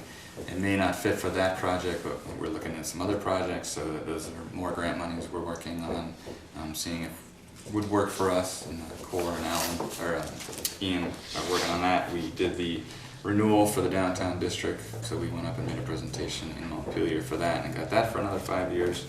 And we're talking about possibly some expansions to the district and just batting things around. So working with CORE on just the ideas that they have and the goals that they set over the next couple of years, and how they can intertwine with the town as a whole, and economic development in general, and also tie in the Stony Hill project, because obviously that's our biggest project right now. So that's kind of on an economic development. An emergency coordinator, I'm still working on that generator. We're very, very close to it. One for out here? Yeah, If you go I out saw there, him the out there stakes are out there. staking So- something. You got stakes now, or David? Isn't that 3 years old? At least, I feels like 100, but We hit T. a- Ryan saw him out there staking something and thought he was building him an addition, so. So we hit a glitch because the timing of the approval of the grant outlasted the quote. So the quote was well below what it should have been, so trying to figure out how to pay for the difference, and talk to the two vendors to get the quotes in, and then talk with Pete about what he can do. So that's kind of what's been slowing it down. So we're meeting with Jackins to do the LP tank setting. That was the other thing, is the physical locale of the thing, is everything needs to be in a certain spot. And maybe that where it ends up, we have to put a little shed over it, but that seemed to be the best spot out there. So we were kind of limited on where we could put it, but hopefully we're gonna get that in before the ground freezes. It's already happened. We'll see what happens. And Kale's good with that. So then the other thing I've done, quite a while ago, we signed up for VT alerts, and I had sent out some flyers with the water bills to try to get all the water users in VT alerts, and we got quite a response from that. So I built a database and worked with the state on getting that set up. So in the future, if we have some kind of boil water notice across the system, we should be able to use that as opposed to having to go knock on doors. And then what I'll do next is try to get more people in the town in general, because you can use it for a lot more. You can use it for winter parking bans, you can use it for road closures. It's just another way to push information out of here in a very easy way. Other than that, I just updated the LEOPs, and I've been attending the LEPC meetings. So that's kind of my year in a nutshell. You guys have any questions? Yeah, on your bottom graph here, what CC and COO stand for? CC is a certificate of compliance, and a CO is a certificate of occupancy. So when I came in here, that confused me for quite a while, because they're not really all that different. So in the new regulations, we made them the same. So if you make any change to your structure and habitable space, you're supposed to get a certificate of compliance, basically saying, my original permit said I was going to do this, now I come at the end and you did what you said you did, and I sign off on it. A lot of times, if you get a mortgage or finance it, their bank will require it, as well as if you refi or you sell, we get a lot of those. So the CC had been kind of a streamlined version, and I've kind of combined the two and made one more complicated and one less complicated. You have to go out and do a site visit, make sure they didn't build anything they weren't supposed to. You have to check their permits to make sure that they have everything they need. So that's the way Nemrick's going to help too, because everything will be easier to find very quickly. But that's the difference between us. But they take site visits, so they do at $25 a pop. They're probably going to go up a little bit at some point, because they take a little bit of time. Yeah. When was the last time you looked at zoning permits and compared them to other towns? Last year, the year before? I've actually forgotten. I I'm did just it when I curious. first came in. I haven't done it since. I'm just curious if it's, Always looking for that non-tax revenue. Well, And I if- wasn't sure how we were compared If to I the read towns. the agreements that I get from people that apply, they're right about where they're supposed to be. That's probably true. The CCs are currently $25 and the COs are currently 50, so if we Yeah. land somewhere in the middle, I'd have to come back to you guys for that. Yeah. Yes, Middlebury charges $40 or $45 for a certificate I have of a, compliance. certificate there's a of learning occupancy. curve for people to be educated that, to know that they need to come back for it. That's my biggest part. Yep. And the fee's not there yet, but just having people know that they need to come back, so Well, reworking the permits. They'll need to come back once the bank says to them. Yeah, that's, those people are easy. It's the Right. people that don't need the bank to come Right. back. Yep. Okay. Any other questions for Eric? Okay. Thank you, Eric. Okay. Fire Chief Brett Rose, finalize adoption of fire policies. Oh, yeah, should have stayed here, sorry. Big transition. So you got the new one in your packet. I think I mentioned to you that this one was all the changes that you had, plus there was there, Brett found error in section 104, and then the same thing was repeated in section 124.2, and I outlined that change for you, so you can certainly ask further Eric about that. Happy New Year. Happy New Year, everyone. So, but yeah, just to echo what Teresa said, I think we've spent 3 select board meetings going over these, so we've heard all of your recommendations and your comments and incorporated them into this document. So hopefully what you have is what I have in front of me. So with that one change, Brett, I just want to clarify. So if they're on probation, they don't have any voting rights, voting privileges, or be eligible for election. Is that only when they're on probation? Once they're off probation, then they can be back eligible? Yeah, providing they've met all the other requirements Okay. for your membership status, yes. I just want to make sure that it Yep. wasn't forever. No. And I had a question on that too. Yeah. So a lieutenant got suspended in February for 6 months. Is the rank filled, or is it when he gets it back in August or September and filling out the year? We fill officerships once a year, but if he's suspended for 6 months in February, just got voted in January, how's that? Still gonna stay? Personnel issue, so I'll have to come before the board with a recommendation.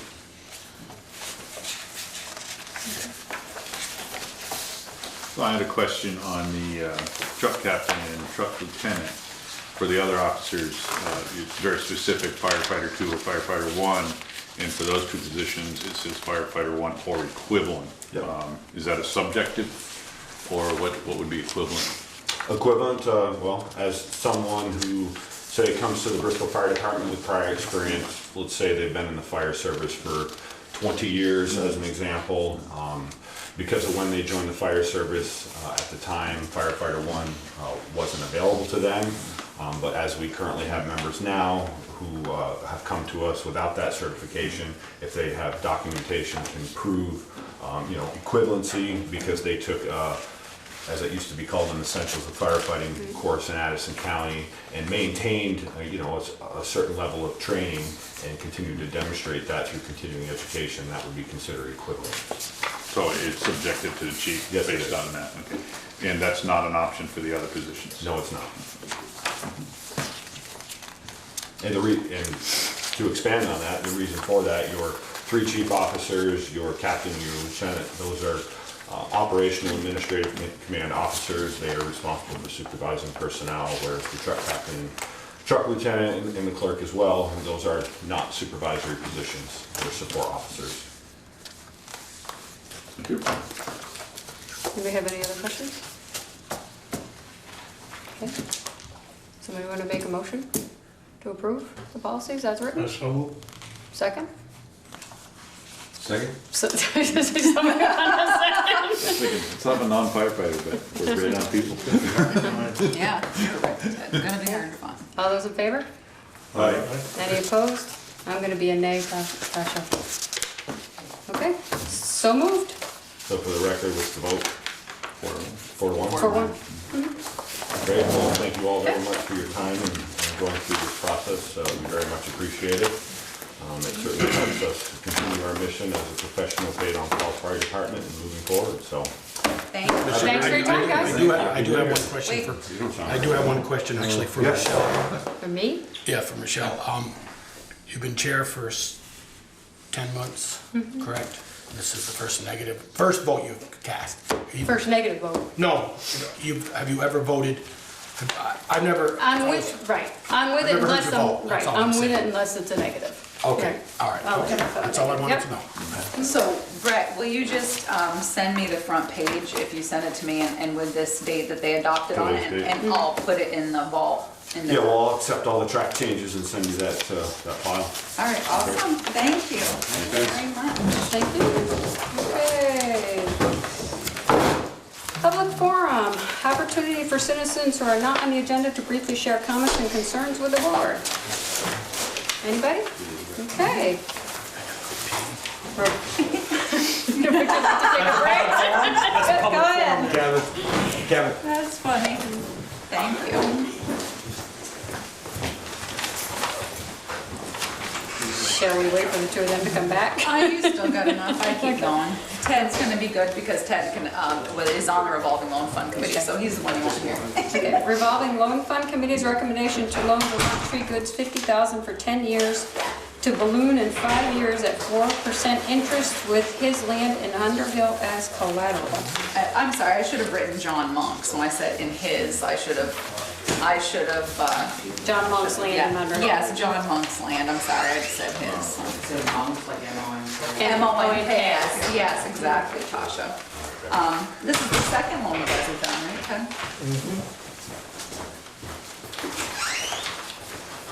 The J-O-H-N or J-O-N? H-N. J-O-H-N.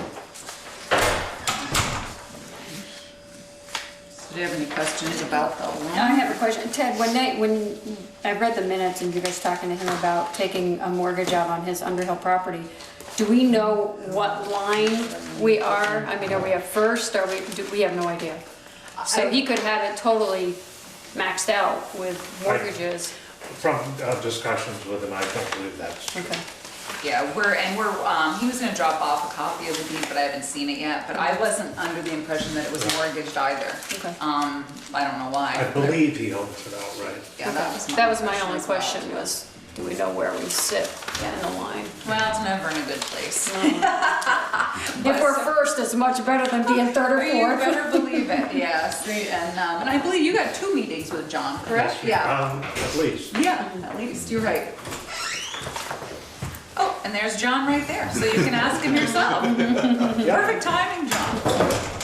Come on, have a seat, John. Yeah, they were just, the question about, what came up about your land on Underhill. Would the revolving loan fund have first possession, is that land mortgaged or do you own that? There is a mortgage on it. Okay, so it'd be in So we'd be second. second? Yeah, Okay. Michelle asked. yeah. And you were gonna drop off a copy of the deed, right? Yes, I can do that. Awesome, that'd be great. Yeah, the property, it's not a house, is on the market, so I am actively trying to sell it. Anybody have any other questions? So if it's sold, There's a different packet. If it's sold, and the we have, first mortgage gets paid off first, we'd be second in line. so, yes, and then that would go towards the 50,000? If it wasn't Whatever enough to was cover left it? over would have to, yeah, I mean, either that or we'd be agreeable to discharge I mean, if it was sold, they were gonna want a discharge, so we then have to decide whether, okay, are we okay if there's not enough money to pay us off or not? Okay, it will come back to us. Right. The second Has to come part back to to us. the Once the rolling mortgage, loan. once the mortgage is Discharge a recorded. portion I of just, it, I or- just want to yeah. see how that work. Well, we'd have to discharge the whole thing if it's, And then we take And all of then- it. right. Issue, yeah. we'd have to discharge the mortgage. Right, yeah, right. So they, and this is the second loan that John has with RLF, never, his payments are on time, and great credit history, and you've been to the board 2-3 times, Ted and I were just talking about that, which is great, and they really appreciate that, certainly, so. And that was the revolving loan fund's recommendation to you. So is that, I mean, accept the loan committee's recommendation. I'll second. Any more discussion? All those in favor? Aye. Any opposed? Motion carried. Thank you. You're welcome. Appreciate it. They should all be that easy. I can't tell you about that. Thank you. Yeah. Hey, can I ask real quick, is the fire station back up? It is, Yes. yep, and if you go back on the website, I just put the, it's the same RFP that you did before, I just changed the dates Okay. on it, so I'm actually, so what we're doing now is hoping that any applicants that have a response, it's due by February 8th at 4, I think I said. Okay. That way, so yeah, because we had 2 other interested parties that came forward. It was really, you know when it came up was after the article about Bob Bernstein.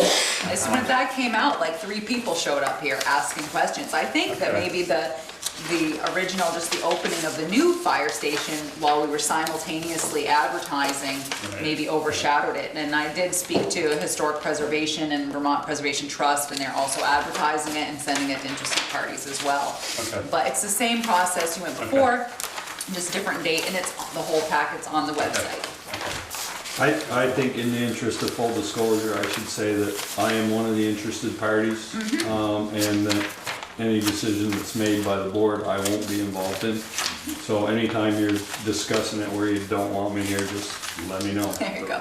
And when we get, obviously, the package, Peter just won't be able to see what any of the bid prices are, so obviously that will just keep him in the dark. I mean, it would fit in real well with what I'm doing, but, you know, I mean, for me, it's, as you can imagine, Yeah. financially, it's a stretch. I had somebody that was interested in helping make that, but I think, you know, it came down to, for him, the uncertainty of what was gonna, the final cost of the septic Right, was the big. exactly. Oh, there's a lot. And that's true. And the other thing to keep in mind, John, is you should really visit the website, because what is up there as well is the proposed zoning regulations. So you immediately need to take a look at that, and obviously, you know, speak to Eric Horn at any time, to make sure that what you think for your use is would fit there, because of the proposed zoning. There has been a couple of changes, so you'd want to review that. But it's all right, I think, leave it on the front page of the website. Thank you. Okay. Thank you. Have a great night, John. And I will let Kevin Brennan know tomorrow, and then we'll keep you in the loop as far as when the closing will be. Okay. All right? Thanks. Take care. This application for special events, is that something we vote on? And the licenses we have to vote on too. Yeah. Well, That we have to vote on, but we sign. You guys all signed them, I didn't sign them, because I said to Jolie, we have to vote on these, right, before Yeah. we sign them? Yep, under town clerk. Oh, I saw where you and Pete had signed. I didn't sign, not the I liquor, signed not the them. It's licenses. always been in the past, there's an approved and disapproved, so your vote is right there on them. Oh. Yeah, and it's, you're right, because 2 of those are renewals. Oh, I didn't sign those with a check. Bobcat and RL Valley are their standard. So renewal. these, the way we've always done it, we've never voted on Are these those liquor allowed. licenses? The liquor licenses, I thought we yeah, always there's- voted on them. There's approved and disapproved there. Oh, I thought So I I thought we assume always that- voted on them. Yeah. Yeah. We've never voted on them. Renewals? Yeah, we are. I thought. That's So why this they're always, special that's why event, they're the always special saying liquor event. licenses. Yeah. Special events, we've always voted on, licenses we never have. Well, it says Signed town them? clerk and Okay. treasurer's officer report, including liquor licenses. We've And I always, just wrote the names down here, but you only do renewals once a year, so I'd have to go back. Maybe Peeker's right, maybe you guys just signed them, whether or not, yeah, maybe you just signed, approved or disapproved, and they just went through and there was no Because we used to formal have to do motion. tobacco too, and Right. Doug would never sign Corrigan's it. always Yes. disapproved because You want to promote smoking. That's right. So, yeah. So what do we, just hang on to this then? yeah, we'll have to come back. well, we're so Yeah. we're good. Okay. Okay, budget discussions. I haven't got So- that other one We can, I guess we'll just start on page Page 1 and look at revenues first. And I think at this point you've, yet. No, it's not me this time. Seen Mine's in the dump everybody. truck. I forgot to bring it home. You'll have messages. so delinquent tax interest, you know, obviously increased a little bit, and delinquent tax penalty. So you have a little bit of growth in the proposed budget over last year.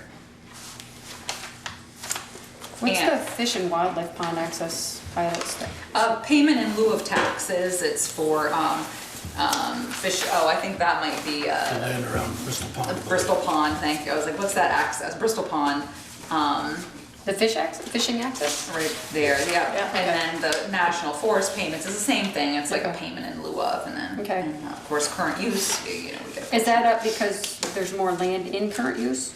Yeah, Or they pay yeah, more? I think there was a it's, 50-cent increase in current use. yeah, there was a for little this year. bit of an increase, and current use is funny because it kind of, sometimes somebody's taking something out and then somebody else is putting something in and kind of verifies. And the thing is that the state is very far behind on current use, so that is always a little bit of a trick and a frustration. Under licenses, fines, and fees, you see a little bit of an increase in revenues here. So, and I did make a little note that I believe the school treasurer's fee will go away in 2018. That's our belief. I'm not for sure yet, but that's because we voted, now that we're going to consolidate. I don't know how that works. I don't know who their school treasurer is or how that works, but for Pete Ryan, I were under the impression that it might go away in 2018. Teresa, can we go back to liquor licenses? Are we, I mean, it was only 670 in 2015, 2016. Is there some expectation that we're gonna get more? I think what happened last year was, well, you know, the hope is like as people pay, get little permit fees and different Right. things, you come up. Somebody must, let's see, Looks like Bristol must get coded Bakery. on. Bristol Bakery doesn't get a liquor license anymore, and They had a liquor license? yep, they did. They had a liquor license for a little while. Used to have entertainment on Friday nights sometime. Yeah. And But the year before it was $11.55 right Right. on there. And yeah, I wonder if it was some coding. could be. I could ask. And but I do know. I think they're the only ones who don't, because Almost Home still has a liquor license. So. So What are the and they licenses start about? come in about once a year too, Michelle. Like all the money comes in at That once. one's about $100, are they? $100, yeah, I think so. I think that if you see, there's probably 2 checks attached to the ones you have Pizza was now. out, so. And it depends what kind they have, if they just do beer and wine, or if they do, harder alcohol, so. So you're gonna have, well, Shaw should be coming in. Oh, yeah, you'll see Discount, all of them. Yeah, Champagne Farms. exactly, Okay, Mary's, Ashley, yeah, Ron, Mary, okay. yeah, so those. I was just trying to think, do we have 11? Yeah, so they start coming in and so, and then it depends too, I think if they have a tobacco license, and that's the other thing is maybe it changed, the pricing might have Right. changed for them Okay. last year, but I can look, I'll double Alright. check that number.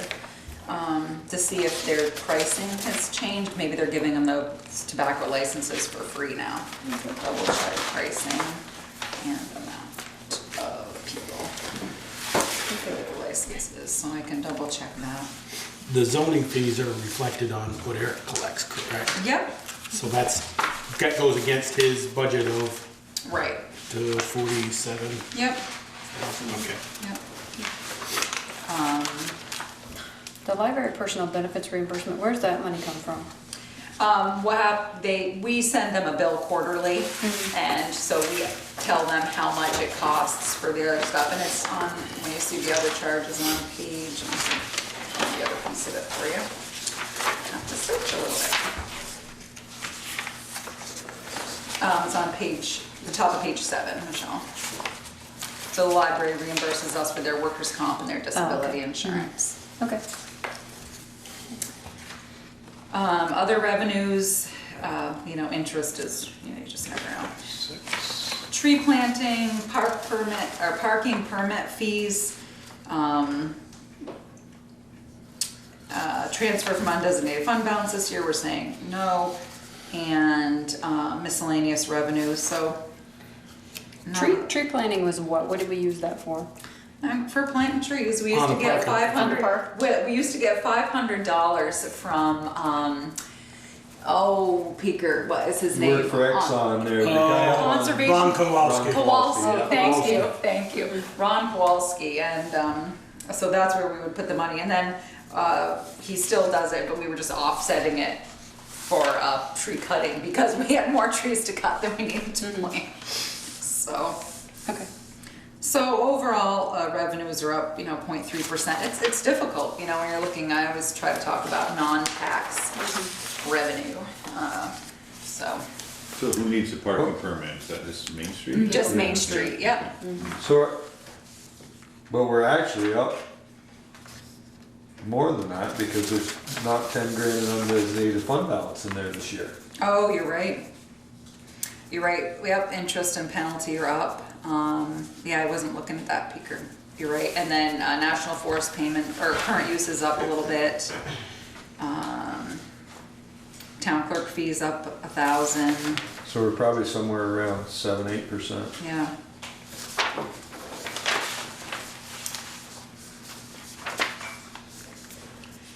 So I don't know, what's easier for you? Do you want to just okay, we're on page 2, and if you have questions, ask, so we don't have to go line by line. What's your pleasure here? I think that works for me. Yeah. Does that work for everybody else? All right, then I think that's the way we've always done it. It's Michelle will easier just call than- out pages. Okay, page 2. Advertising, is that cover just job postings? What else would it cover? What other? Oh, sure, when we have to put in, the town warnings, stuff like that, when I posted, the fire station for sale, Okay. any sort of, thing that needs to go in the newspaper. Okay. Okay.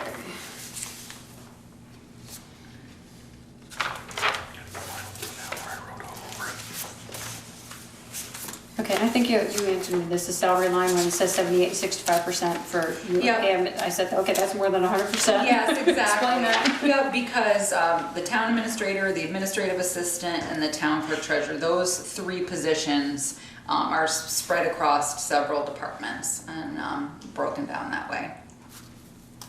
The only reason zoning pays a portion of my salary is because I'm the assistant zoning administrator. Teresa, under Save us all. your office there, you've got a new line, office substitute, 5 hours a week. Yep, that was something that. Is that coming within the staff that works part-time? Yeah. It's gonna be paid out of that one? Yeah, it was something that came up that Jen brought up, and I believe she spoke to Michelle about, and she asked me about was, when Pam is out. When Pam's out, what Jen would like is someone to be able to cover for her, whether it's Wendy or whoever, Teresa, or whoever that maybe only works part-time now, yeah, so they could pay for a portion of their salary. It's a new lineup, but not a new person. Right, It's exactly. coming within those existing part-timers. Yep, exactly. But this would just be extra hours for those guys. Right, exactly. Not out of their Jen just budget. didn't want to take it out of her budget, or the listers have to take out their budget, or whomever happens to be working. And so I said, well, why not put it in here?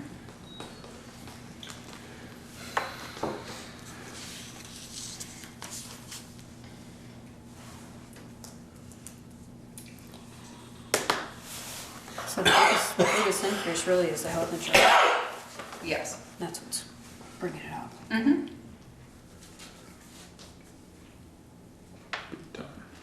Well, the reason for that is because I'm currently not on your health insurance, and so I may be taking health insurance in July. So I looked at it, and it seemed if I don't take health insurance in July, then it's a savings of about $10,000. Right. So I could not, in good conscience, not budget for it. And then, Just so I you get get it. $4,000 in lieu of insurance. So I took the $4,000 out, budget for the family plan. If I don't take it, then it stays in here and it goes to your undesignated fund balance, and it's unspent. That line will not be spent anywhere else. So that's why it's the increase.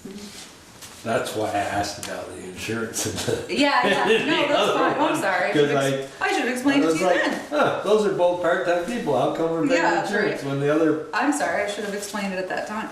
And so that's what, the other thing we're doing differently this year is, and I think I explained this in a previous, is I'm budgeting 30% of our liability for the HRA across the board. Because it was never really done in a specific formula, and I think I gave you guys a little breakdown of this a while ago. So, and so there may be some health insurance money that ends up sitting here if somebody doesn't go over their deductible and the town doesn't have to reimburse them anything through their health reimbursement account. That money will stay here. That money will not be spent on anything else, and it will just stay in the budget and be refunded to us at the end of the year. So under the equipment, is that a new paper folder, I'm assuming? It says new folder 300. Oh, yep, that's Jen, yep, new folder, and, So is Jen looking for the standing desk? yep, Jen, Pam and myself are considering it. We met with VLCT, and there's actually money, we can get a grant for that. Because the passive equipment grant will pay for half. So, that's something that, everybody is Teresa, if you considering. wanna come down and look at some, we have quite a few now. Oh, tonight. nice, that'd And be we have nice, a good thank vendor, you. which gives us good prices. Oh, good, they recommended someone, so that would be nice, Joel, maybe do that, take a little field trip and see, if somebody, I want them to be sure that everybody wants one before they You do might that. wanna I check have on one. you might wanna check on your health insurance too, because we got a little bit of a Yep, break on it, well, we because did talk to it's her good about exercise that. to get up and move. Exactly, and we did, because we get everything, we get other stuff from VLCT, one of the things that helps us with is our workers' comp rate. Yeah, Which is- yours is great. Well, we just need to get the police involved, but yes, that's a new paper folder. Also look at the tabletop ones to see if they work better for you, rather Yeah. than an actual physical one. But Sometimes that's what we're a better going to. one. They They looked sit at- on the desk, Yeah. you pull the button, They they go looked back at a down. couple where either it comes up and down, one clamps on the desk depending on the style of the desk, and because, you still work on your desk and writing, so, but I think maybe the field trip might be a good idea, Yeah. Joel. But there is a grant available so they can get 50-50 match, and so. Okay. Any other questions on page 2 for anybody? Yeah, I was thinking it'd be a real beautiful thing if the employees of the town of Bristol got the same percent increase in their wages that the people in the armed services get. Which is Yeah, but you what? said 1%, right, last week? 2.1. 2.1, okay. That's certainly something you can discuss, armed services. I mean, I see here Jen wants 5% increase, so do I.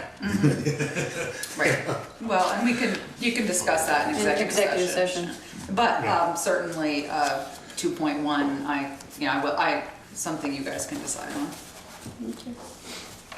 Any other questions? Page 2? Okay, let's go to page 3. Okay, listing department. That 20 hours per week under the salaries, is that Craig and Teresa? Yeah, Teresa, yep. And What about Lance? Nope, I mean, he's in rarely when they need him, so it's never Okay. been an issue for them. And the other thing too is because the townwide reappraisals, we go through that, any hours they spend on that will be charged. It's not a bad budget for being Okay. in reappraisal, they're gonna be behind the desk a lot. Yep, and, Putting stuff in the- well, and they also figured they'll charge reappraisal stuff to the reappraisal fund, yep.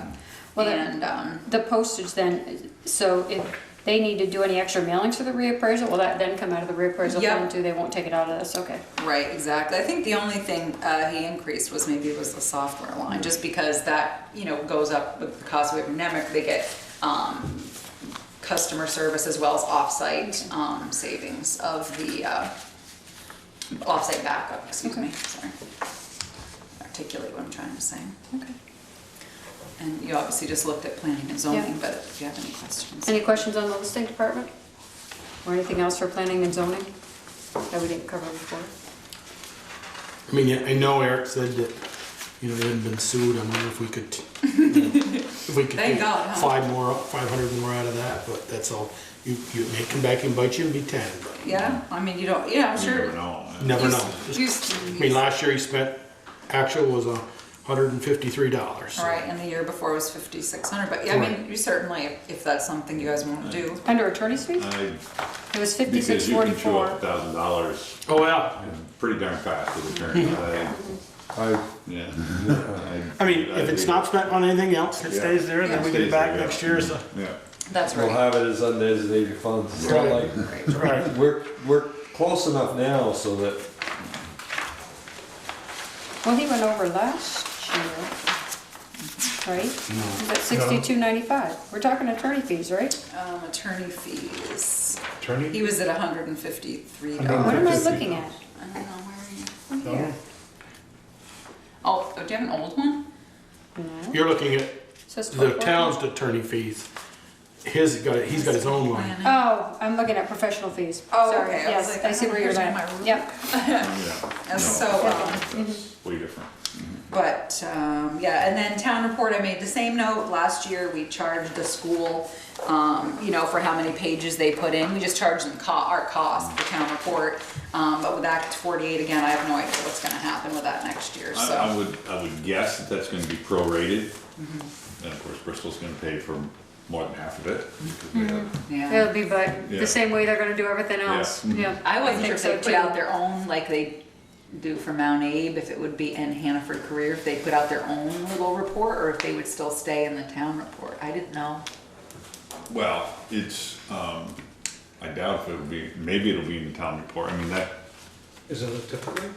yes, but It now has that been it's out in unified, it's unified. unified Unified, district, so- this is only one. Right. I wonder if they'll print one like they do That's what I was the just Mount Abe. asking It'll just Peter. now be the Addison Northeast Supervisory Yeah. Union. Maybe, yeah, I Budget. didn't know. So we, you know, so that's how, so anyways, but that's how we. Okay, I'll ask the same question on attorney fees. That's what I was gonna ask. Then we're up to 6,300 already. Do we need to up that line? Well, I mean, part of that was, Part of, with that 63, will some of that come out? a because of- different department should have gone, yeah, which had no budget for legal expenses. Oh, we spoke for all the about fire. No. For, yeah. The one we spoke for- with earlier, For, right? you know, but we just put one in the police department budget, so. Okay. You know, and if you looked in the past, you've done, you know, you've been, it's hit or miss, you're really, I think I did maybe a 2 or 3 year average, I can't remember right now what I did, but, you know, I don't anticipate anything. I mean, never We anticipate. didn't anticipate anything. But, you know, it's what happens. Right. And, the audit fees, I'm gonna double check that amount with the contract. I don't think I did that. I'm gonna ask Sullivan and Powers.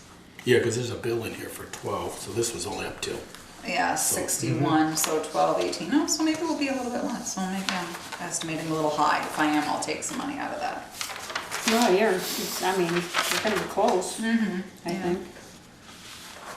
Okay. Any more questions on page 3? Okay, move to page 4.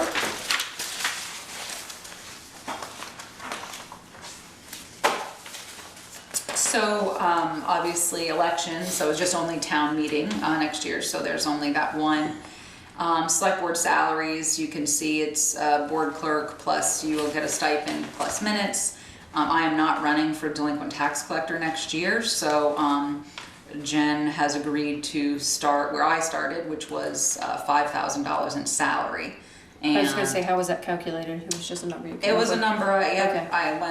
when the select board and then the town meeting, we voted to bring that position in-house, but then VLCT didn't like the fact that we were hanging our hat on May. So we run anyways, but we get a salary so the person who's delinquent tax collector does not have the ability to waive penalty or interest because they take a salary. So I spoke to Jen and she was fine with that. So you'll see a couple $1,000s at least in savings there. So does the penalty and interest just go back into the general fund? Yep, Yeah. so you get it, yep. And, because I've been the delinquent tax collector for several years now. And the reason we brought it into house was because she was doing most of the work as town clerk anyway. She was preparing, Yeah, that's yours. everything and passing it on to the tax collector. And the tax collector was sending it out and collecting the money. Yeah, making good money. So we ended up, and is actually, I have to say, I just ran the report, that I'm going to put in the town report, and I'm a month ahead of last year, and I'm still 7% ahead in collections. So I think we currently only have $14,000 out in standing taxes, so I feel good about someone taking it over. And I have written agreements with anyone who hasn't paid taxes, so I feel good about, you know, handing it off to somebody that's certainly in a good position, so. Okay, under town parks, what supplies fall under supplies? Oh, we have to buy, well, we used to buy dog bags and stuff like that, but we buy, you know, chlorine for the fountain and things like that to clean it, any paint. Bulbs for the bandstand, Yeah, right? paint that we need, yeah, anything like that, that kind of, Well, then that's a question under mowing where it says, leaf removal, maintain bulb outs. I'm thinking, is that light bulbs out? Oh, Or is bulb that- outs, those, we call them the bulb outs, those, where Round the the- flowers Oh, are. the They flash came- I'm going. Oh, I'm sorry, yeah, no, that's what they Okay. were called, bulb outs, so I'm sorry. I didn't think of that. So, Well, I was like, okay, how does that cover under mowing? that's right, yeah, so, tree planting, we will probably be taking down a tree on the park and then replacing that tree. I already spoke with David Bryn, your tree warden. Sadly, the memory tree is not doing well, so we think that, so David already went and took a look at it, and that might be coming down in the spring and then being It's gonna replaced be a memory. with a, yeah, being replaced with maybe a smaller one that's easier to put lights on, that's groomable as a holiday tree, Christmas tree, whatever. So we've been working on that. And rubbish removal, Is what it miscellaneous, is. yeah, That covers also the Main Street. yes. Holly Hall, heating fuel has just been down, and so I'm dropping that, but you know, I don't know, isn't it a crapshoot? Yep. And I had not included, under building maintenance, cleaning the floors again. We've been doing these floors every other year. I'm not sure, you know, Joel, what your recommendation is. You know, Well, you and I talked about you want to get an area rug here, and we've gotten a price on that. Yeah. I'm waiting for one more. oh, good, price. because that'll help, you know, the gentleman who did them, said, you know, obviously he can't get that out. He thought a rug under here would be a good idea. And, it also, I think, will help with your acoustics as far as, you know, Mary should be happy for DTV because, you know, there's no soft surfaces in here, so that might help a little bit as well for people who have a hard time hearing at home. But that's what we've been doing is every other year on the floors, and I'm not sure. I assume that's okay, but I really don't know, Joel. He would like to probably do it every year, but I think you've been on a plan of every other year. Yeah. I mean, so if you had more money to spend, you could do Yeah, it, but. right. I was a little concerned about $1,000 for brickwork. That's not very much when you take a No, look it's not. outside. No, that's a 2-year estimate, actually. I had, Mike, thank you, Mike Ledoux. Mike Ledoux. Mike Ledoux came last year and gave us an estimate, and he did $1,000 worth of work this year, and he's gonna do another 1,000 next year. He came through and I asked him to give us an estimate because to make sure, you know, mice and all that, and that's what he gave us, and I just clarified with him actually last week if he's still willing to do that work, and he said yes, so. I know, it was the estimate he gave, so, Because the bell tower's starting to deteriorate again. yep, and he did look at that. I pointed that out to him, because I think you mentioned that to me before, and I asked him to take a look at that. Well, and Ted thinks a good idea. Could we, if when Mike's in, we find a little more, could we Yeah. do another $1,000 and take that out of capital building? Yeah, absolutely. If Mike found more when he was here, we could. I'm just budgeting by his estimate, but yeah, absolutely. He's always been big on taking a section of the building and taking care of that and then move on to the next one. Yeah, $1,000 isn't gonna be a lot of work, yeah, no, I have his a lot of estimate. corrective work. Yeah, he gave me his written estimate and he went through and looked at the building and, I think what you said, I think we'll just end up seeing him every single year doing a piece and, I pointed out a couple spots that were bad but he was great. Taking money out of capital building, boy, you ain't gonna have much You ain't gonna have there much, taking no. it out There of, isn't much so there. don't be offering that up too much. Yeah.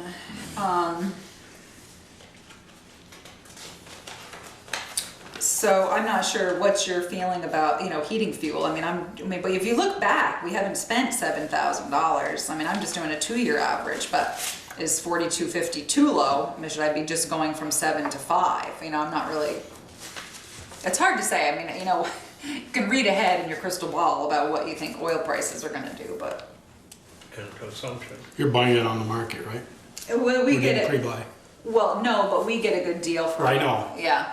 I know what you. We don't pre-buy, no. We get it No. X over rack. Maybe Peter remembers. I can't. 20 cents. Thank you, Peter. And,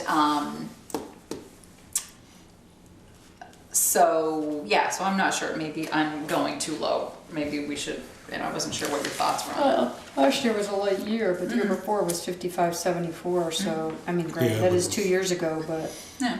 That was 2 And the years ago prices when the were price higher. was- $3.45 a gallon. Right. Yeah. Yeah, so I think we're good. Yeah. Leave it there and. hope for the best. I Well, mean, we yeah. are good about keeping the temperature in the hall down unless, you know, they only go in and they'll turn it up a few, you know, before someone gets here for Tai Chi to warm it up, but it's always, you know, right back down. Are these programmable thermostats? No, but they're usually set for 69 and, but we were having a meeting tonight, so I turned it up, I just think 71 or something, but. I go through here when I leave and make sure all the thermostats are turned down and for the weekend and lights are off and I was kinda anal about I that didn't sort of think thing. they were programmable. No.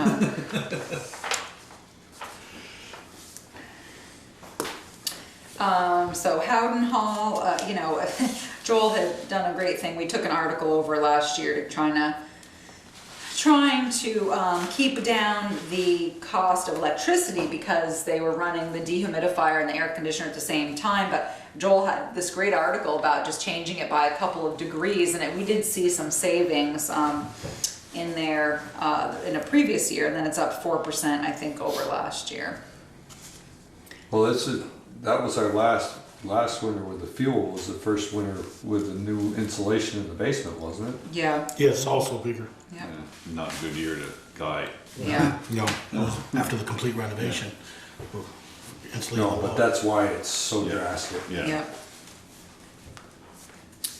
So that's just up point. So we're at 105.4 now, you're talking about the heating fuel or the electricity? Electricity. You're at 105.4 now and we're in December, we've still got 6 more months.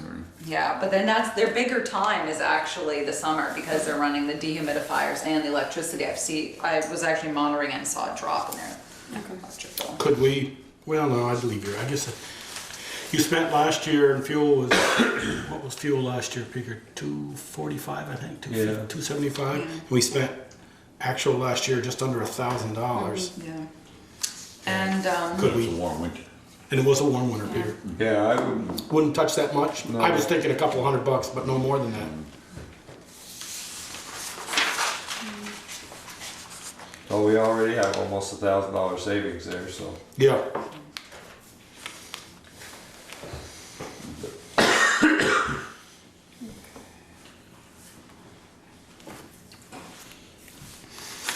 So this, we have a balance of 14,000 on that bond, that debt service, so Half One- this year, half next year? half this year, next year, and one. Good. Any more questions on page 4? Okay, page 5. That's a long I page. did, and sorry. it has to do with those disgusting curtains on the front of the house. They're all stained up Which curtain? on the front of Howden Howden Hall? Hall.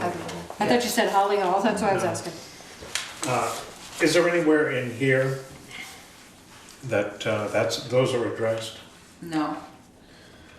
No, do you think they need to be replaced or disgusting. cleaned or? No, they I can't haven't be paid cleaned. attention. They've been up there for it was 11 a school. years and they're just disgusting. They're brown stained and rude. Would that be under maintenance? I would think. We'd have to increase it because I don't have any money. Do you think the Historical Society would be willing to maybe split the cost with us? Perhaps. Well, there's 2 sets, there's 2 windows there, Ted? I can You don't have any use with Joel? No. No. reach out Can't believe to, it. I can reach out to Gerald and Reg and ask, Not that size. No. are they insulated? I've forgotten exactly what they are. I mean, I put them up there 11 years ago. Yeah. And they are just plain rude. Okay, well, why don't I reach out to Gerald and Reg and maybe I can get a number in another week or two and or something to talk to them about to see what they can do. If we had somebody local who would be willing to, if we supply the material, be willing to make them. Actually, We have plenty of people around. I would take Typar and just staple it. Because where the curtains are, there's nothing behind there. It's the attic. The windows are 2-story windows. Oh, that's right. Yeah. Half of them are up in that attic. And actually, the triangle window is just backed by Typar with the reverse face out. That's all it is. So if you take I'm trying the to figure out which curtains down, windows are we why- Tear the curtains do they down need to there. be replaced? I mean, if you take them down, Well, do they? then you'll see the attic. Oh, okay, all right, I gotcha. So is the heat going up into that attic? The attic is really well insulated. Okay. Well, I can reach out to Reg and Gerald, see what their thoughts are on the. The problem mostly is moisture. All right, I'll talk to them about what they would like to see there, if it's curtains or not curtains or 3 whatever. inches of foam and I think 4 inches of cellulose in the attic, so it's really Okay. well done. All right, page 5. Let's see.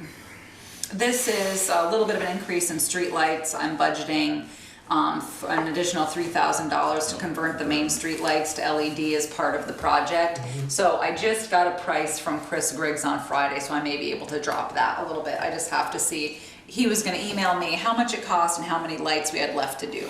So I may be able to, once I compare this to Chris Griggs' email, because we're not going to have to replace, as we talked about, we're just gonna change the heads to LED and change the poles themselves. Are there to reduce any cost, LED which was right now? expensive. Yes, I think there's 3. Are they LED now? Yes, Oh, he's a lot of them converted, are. I think he said he converted 3, but I have to double check his. 3 of the ones on Main Street? Yeah, but I have to check his email.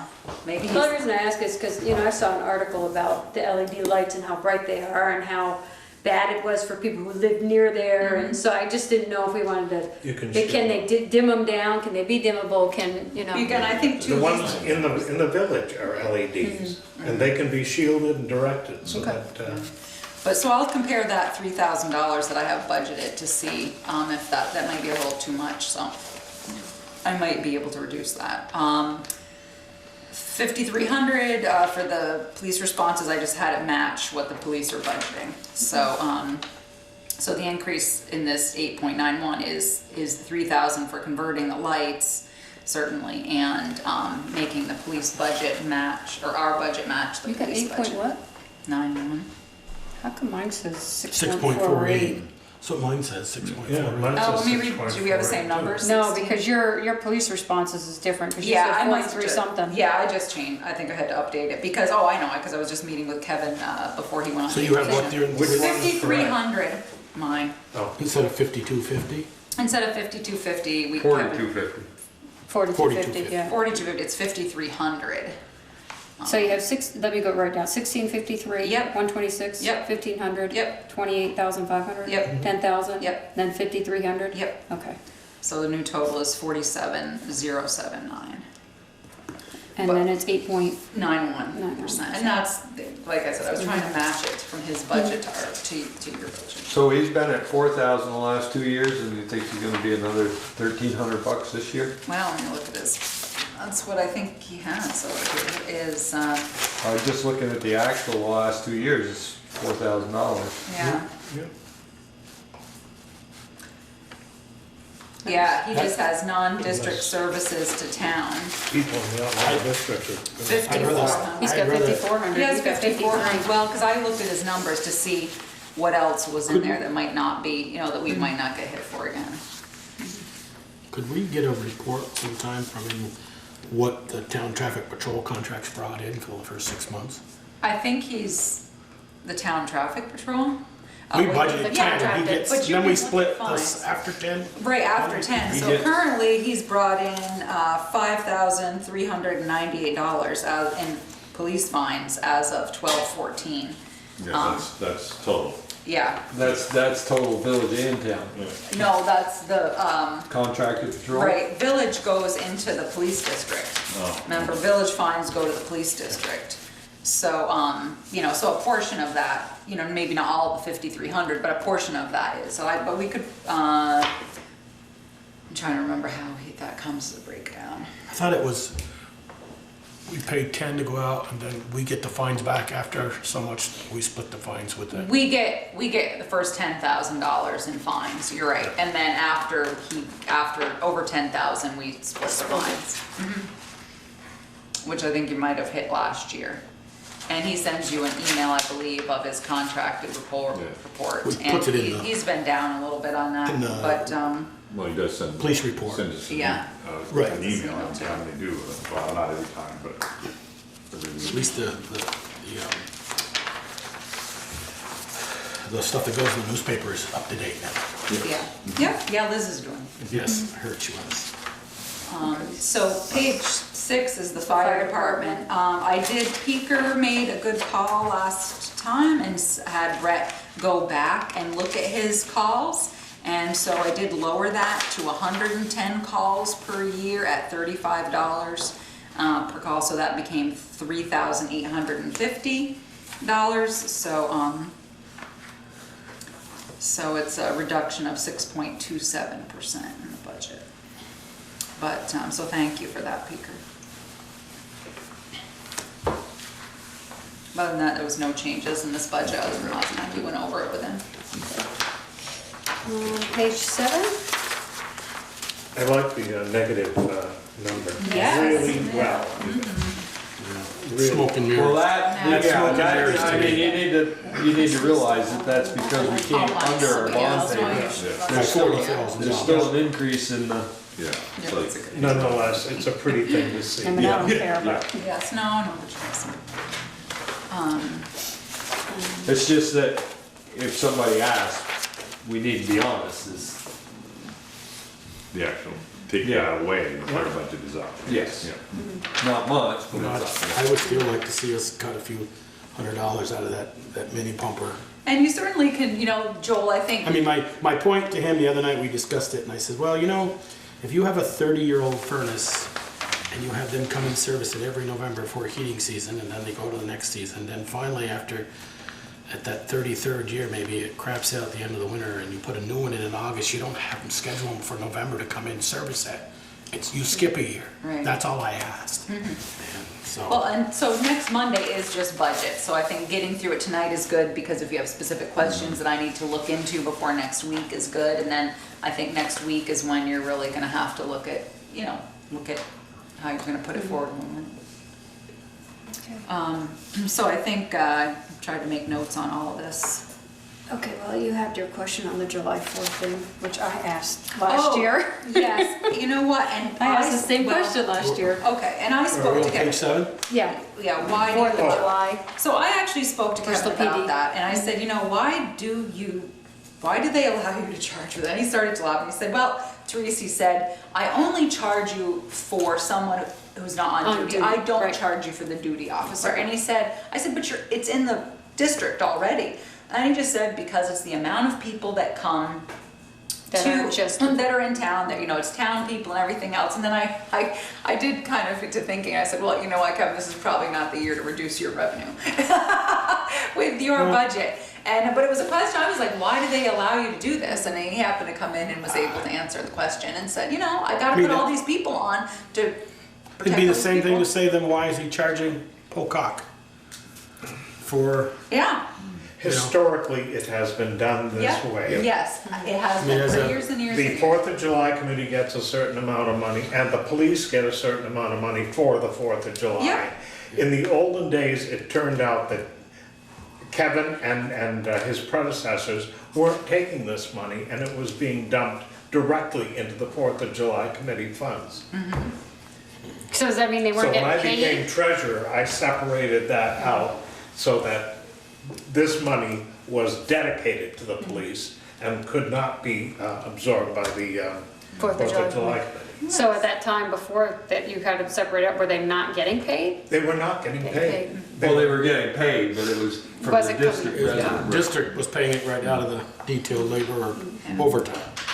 Yeah, I think we've had this conversation a number of times, and the reason it's there is because it's a whole town Town. function. Yeah, Yeah. and so I asked him about it, and then like I said, then I got thinking about it, this is probably not, like I said, the year to take away any revenue. The other thing I should note up here is the post-closure monitoring. I did get an estimate from Pete Bouvier. I'm gonna have to install 2 gas monitoring wells that need to be repaired, so it's not a big deal. Casella did one for us, and So we have the Oh, fine. plans and stuff, and I talked to Peter about that, so. So once we get those 2 gas monitoring wells in, this price will go down? Might go down a some? little bit, yeah, because we just paid for, and as you saw in your packet, we had to do our certification, which is for 10 Solid years. waste. Which is for your 10-year certification, so we still have to go through this process, and I was able to get our stormwater monitoring abated, so I got that NOAX permit, so we don't have to do that anymore, and we're also going to be able to reduce our gas monitoring from monthly, I believe, to quarterly, so we were able to get some savings in there. So hopefully once we get these gas monitoring wells repaired, we'll see a little bit better price next year. Still better than the deficit we were running. Yeah, right. before. Remember that? Okay, page 8 we went over, the Yeah. highway fund. Yeah. Okay. 8 and 9, we should say. Yeah. Page 10 we went over with, Dara, I did give you a new updated one, but yeah. and the youth center. Yeah.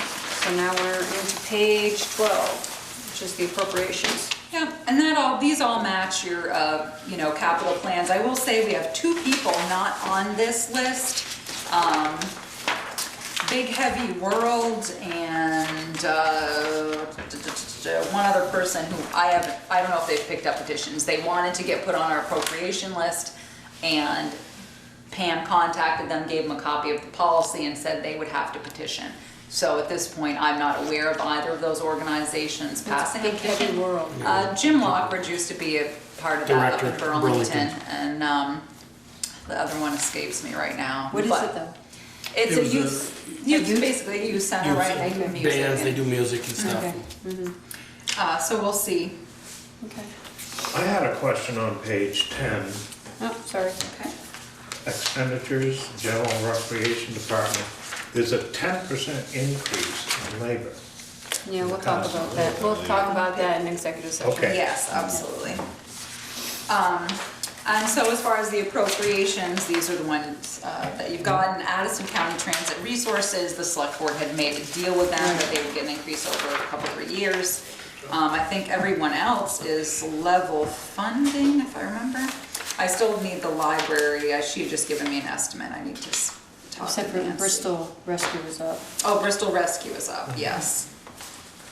And so, like I said, we have these other 2 possibilities I'm not sure of. How does Bristol Rescue just figure out what they request? Is it per capita, do you know, or do they just come up with a number they think they They need? just send us a letter. Okay. I'm sure it's probably based on call volume. I could grab the letter, it's in my office, I'll get you a copy, I'll make a, put in next packet. And then you could see, Michelle, because I don't know off the top of my head. I honestly, I just kind of glanced the letter for the number, put the number in, put the packet in my budget and move on.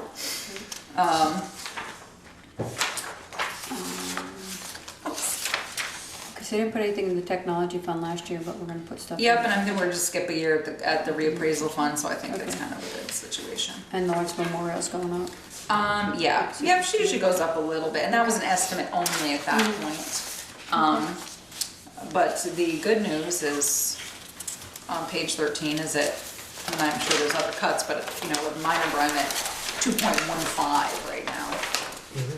With a couple of those changes that I pointed out to you guys, it's, so 2.15 right now. The overall, total Yeah, support. overall, yeah. Okay. So ours is off just because we had some changes. Yeah. Okay.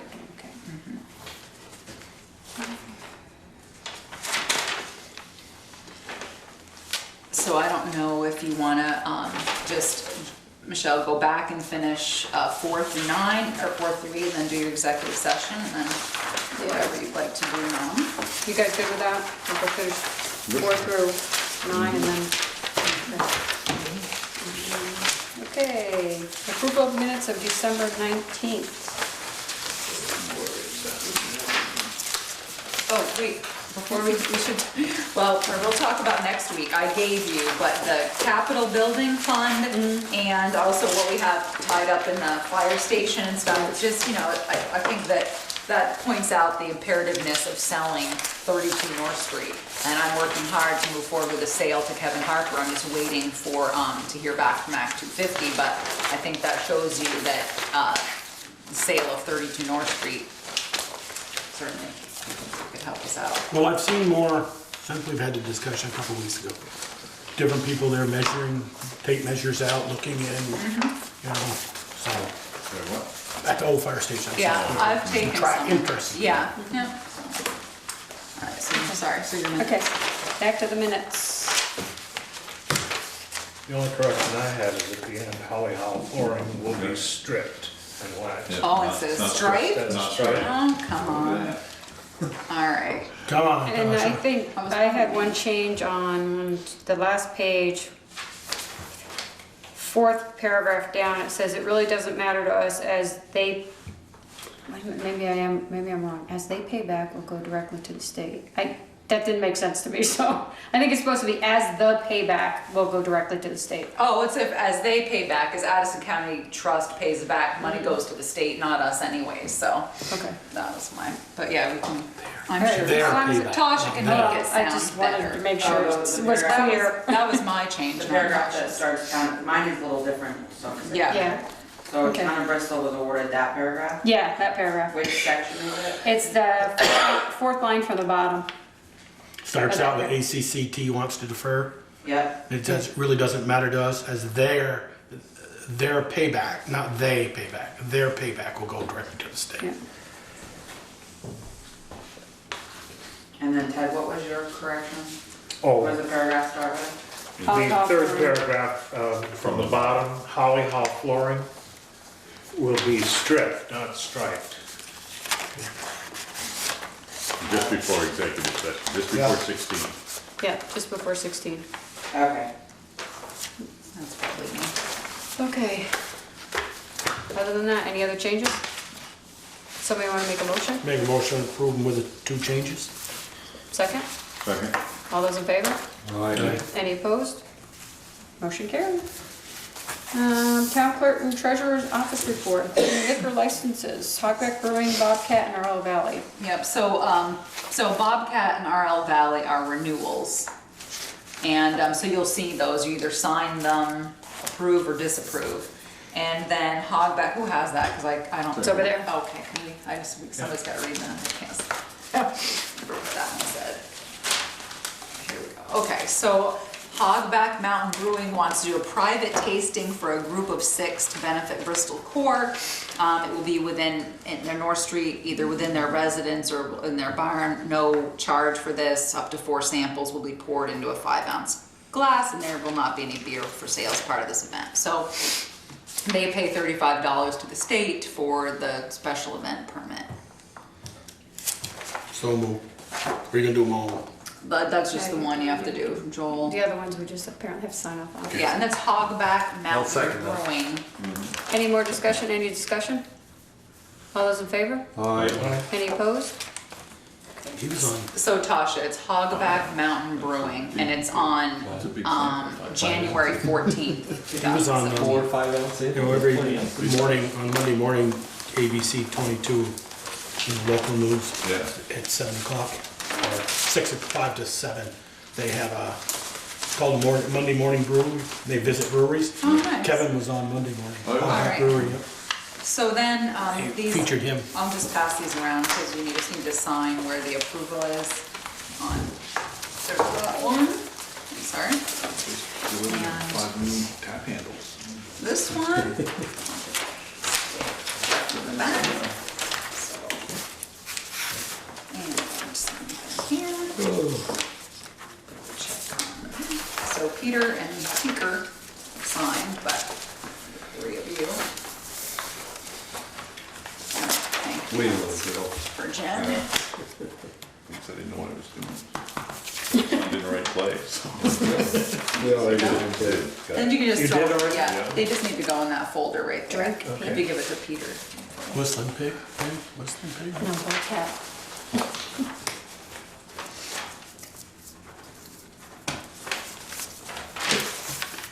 Okay. Did you want the checks made out in Bristol? The ones that are made out in Bristol? No, you can leave them in there general. Tomorrow. We didn't have to sign the one for Hogback, right? No, no. Okay. So this one, the look at the clerk bill number, signs so I that can one. write this in my minutes. Yeah. Hey Tasha, the amount, the accounts payable warrant, $61,523. I just realized that you wouldn't see it, so I should tell you what it is. Okay, accounts payable. I have And do you have a question a on few bills? questions on, there's a bill in there in RL Valley, it says mileage $511. I was gonna ask that question. Should that be coded different? Can I just need to see it. Let's see. These are And then there's, Hang on, wait, let's do RL Valley. under RL. yep, Or- it's under Is it in the, ours. it might be in the beginning of the Rs, sometimes, you know, when they abbreviate, there we go. How, was it for 500 and? Yeah, it's $11.71. gas, it's coded properly, it's just the description, it shouldn't be under mileage. It's- Okay, so, yeah, so it's just up on for the top page, it description. said mileage. Yeah, no, Then, I'll say it again, VTOM's another $1,000 on that repair on Pine Street. which was, you know, I have to say was my fault, I totally take blame for that, because I don't think that I'm not sure I made myself clear about who maintains it in the winter time. That once you put in a cold patch, what happened was, obviously, it was snowing and it was bad conditions when they put that down. I should have made myself clear and said, when you put in cold patch in the wintertime, that you need to maintain it. And what happened is, because I can't quote what your brother says on TV, but it was very rough, let's put it that way. So I should have told them that as soon as they put that in, that they would be responsible for it, and I never said that to Okay. them. So, and I did you see the bill from Acker in here? I did, that's my next question. $8,800. Yeah, I was pleasantly surprised. They were there I thought that bill was gonna be easily just 10 to 15. I mean, as long as they were there. Peter and I had talked about a cost, and to be honest, he didn't bill us for his. Well, his some of equipment. it was, if I understand correctly, some of it was an accident that, Yes, absolutely. Yeah. And my concern was that a lot of people would bill you because their equipment was on site. And that equipment was on site. And so I was counting those hours in my head and freaking out. The Vermont Eagle, it wasn't a big bill, $96. Did we take an ad out there? Yeah, we had to. Because usually that's not our paper of record. I so. know, the landfill, we had to put it in 2 local papers. Oh, okay. I was like, And then Lincoln Apply, so must have been over monitoring over 6 months? Or Yep, what? they're monitoring, for gas, they do our gas monitoring at the landfill, and again, Okay. we'll see that. I see it said landfill, so, okay, Yeah. that's all I had. for So that. I'd say with VTOM's is my responsibility, that was my fault. And I did speak to him about that, and I told both he and Jill that. I said, in the future, if you make a cut into the pavement and it's cold patch, you need to monitor it, and it'll be at your dime, Okay, so. okay, that's all I had, those. I think that was enough. Select board I'm glad you looked concerns. through them. That's Joel, we'll great. start with you. Okay. Just, I had he might have a question. Oh, I'm sorry, Ted. Eastview Electric invoice 2,800. I would like to see that description changed to Park Electrics and not 4th of July, because it didn't have anything to do with the 4th of July. Oh, I think she was I meaning know that's the it date was. it happened, maybe that's why. No, it wasn't the 4th of July that it happened. They discontinued a bunch of electrical outlets when they changed the lights, when they put the When they did this On the the wall. project on the green. And typically, I go down 3 weeks in advance and check out the park, because we've had some awful surprises. And I was really surprised to find out we didn't have enough electrical service. Outlets. You're talking about outlets, right? Yeah, Yeah. I can just write maintenance on here. Yeah, I'm sure that's why she did the descriptor she put in. It wasn't certainly anything untoward, it just was, I think she was thinking because of. I just wanted to change it. Yeah, absolutely. Anything else? Go ahead, Joel. A couple weeks ago, you reported the hub was taking a bunch of kids that were going up to Williston. You had reported And we said, make sure. Oh, he did in his thing, Right, yeah. and make sure. Yep. Then I saw it a couple days afterwards, they were advertising for drivers. Drivers, yeah. it's On the there. front porch for them. Oh, they were? Yeah, so I don't I just wanna make sure that's a, They're vetted the same way. right, are they getting insurance things and they're I just didn't know saying, they were yep. doing that. I don't know. I can't answer. It was on front porch and I'm porch sure it forum that was. we're It looking for was. people to go to Williston, drivers. I just wanna make sure they're vetted and insurance is collected or Yeah, make sure absolutely. verified. I would like to know that myself. Would drivers to Williston, question mark, paperwork. All right. And then I sent you, I didn't send you three guys, I sent Michelle and Therese. Mm-hmm. I got this from Economic Development Addison County from Robin the other day, that Bristol is one of the two towns, a magazine called Crazy Travel Website Yeah. of New England. Yep. One of the top two towns to scenic views and stuff to see. They were listed at top, Crazy, nothing. there was a- You know, nothing about being crazy. they were listed top 15 and we were. We're number 7. Number 7 in 8. that. Yeah. And And then then- number 1 under swimming holes was Bartlett Falls. Yeah. I actually. Don't get that out too much. I cut and pasted those and actually gave them to Pam and asked her to laminate one so that we could put 2 down here in this office and 2 upstairs on the main entrance. I haven't gotten a chance to But it was get on good, that thank you. website I yet. read it, was nice. I read Yeah. both, thank you It's for nice that. to see the It was nice beautiful, to see that. beautiful shot of the falls. Could put it on our. And we our- did see, I think, maybe did you, and that same thing that you forwarded, Bees Wrap, they made a comment that one of the businesses down in Rockydale was noted one of Oprah's favorite things or holiday Yes. things, so they got some big national Maybe we should put that on our recognition. website. Yeah, you know, we Or, talked about that. I've talked to Eric and Pam about that, about having a page for businesses and Right. stuff. So it was interesting. I saw that on there. And then the last thing I've heard comment about was the flyer and the water bills. Yes, absolutely. And you know that we did discuss something about when natural gas coming, but that flyer doesn't have one word of natural gas in it. It's Right. all about advertising, and Yeah. I think we're going down a slippery slope if we're doing I it. think it should be stopped immediately. Well, we're gonna have to do one more, which is Champlain Valley Plumbing and Heating. I did discuss this with the select board and you know, our reasoning was twofold, is one of which, yes, we realize that there's going to be, that Vermont gas is gonna affect the businesses. We also know that we need our water users to have a relationship with a plumber. I spoke to Christine Whitcomb just the other day, and she said she'd heard a lot from people. You know, one of her brothers called her and for things, and she said, I think this is terrific, not this brother. She said, I think it's a terrific thing, and she is going to focus her insert a bit more on about natural gas, because she has some really good information for people. And so theirs will come out in March. She was tickled with the way that it came out because they're very busy right now, so she's happy that hers comes out later. So certainly after that one, if you don't want to do it anymore, you don't have to. But I do think it's fair to give them a shot since we are trying to. I had concerns, so if people. No, absolutely, that's fine. And I certainly, you know, did discuss it.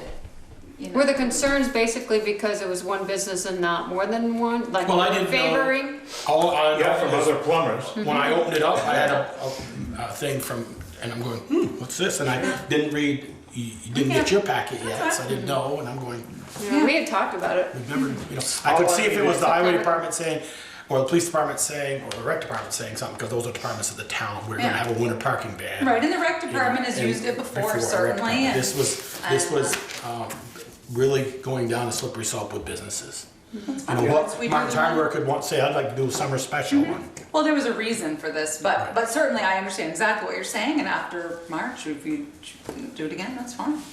No problem with All it. I had to do was open up my water bill and the phone started ringing.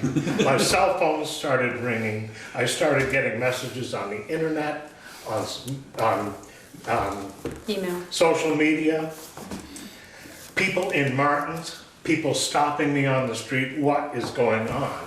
And 100% negative. 100%. And I can't imagine if we're gonna continue this with the water bill, who's gonna keep track? You know, okay, this time it's Jackman's, next time it's CDPH. Who's it gonna be next time? What if CDPH wants to put it in there again and Mike Cousineau is angry about it, you know? I think it's a real bad idea and I think it should stop. After CDPH, Yeah, because we've there you already go. promised it. That's fine, no problem. Which brings to mind, when do I bring this up? It's not on the agenda for this week, so I'll put it on for Okay. you. I didn't know until after I'd done the agenda, so I'll put you on for not the next meeting, but the next scheduled select board meeting, Okay. as I got that information after I'd met with Ted, but thank you. Anything else, Joseph? Nope. Okay. Peter? Good. Peter? It's not really a concern, but a question. I just happened to notice the signs across from 32 North Street, no parking between signs, and I think they're only there for the fire apparatus to get out.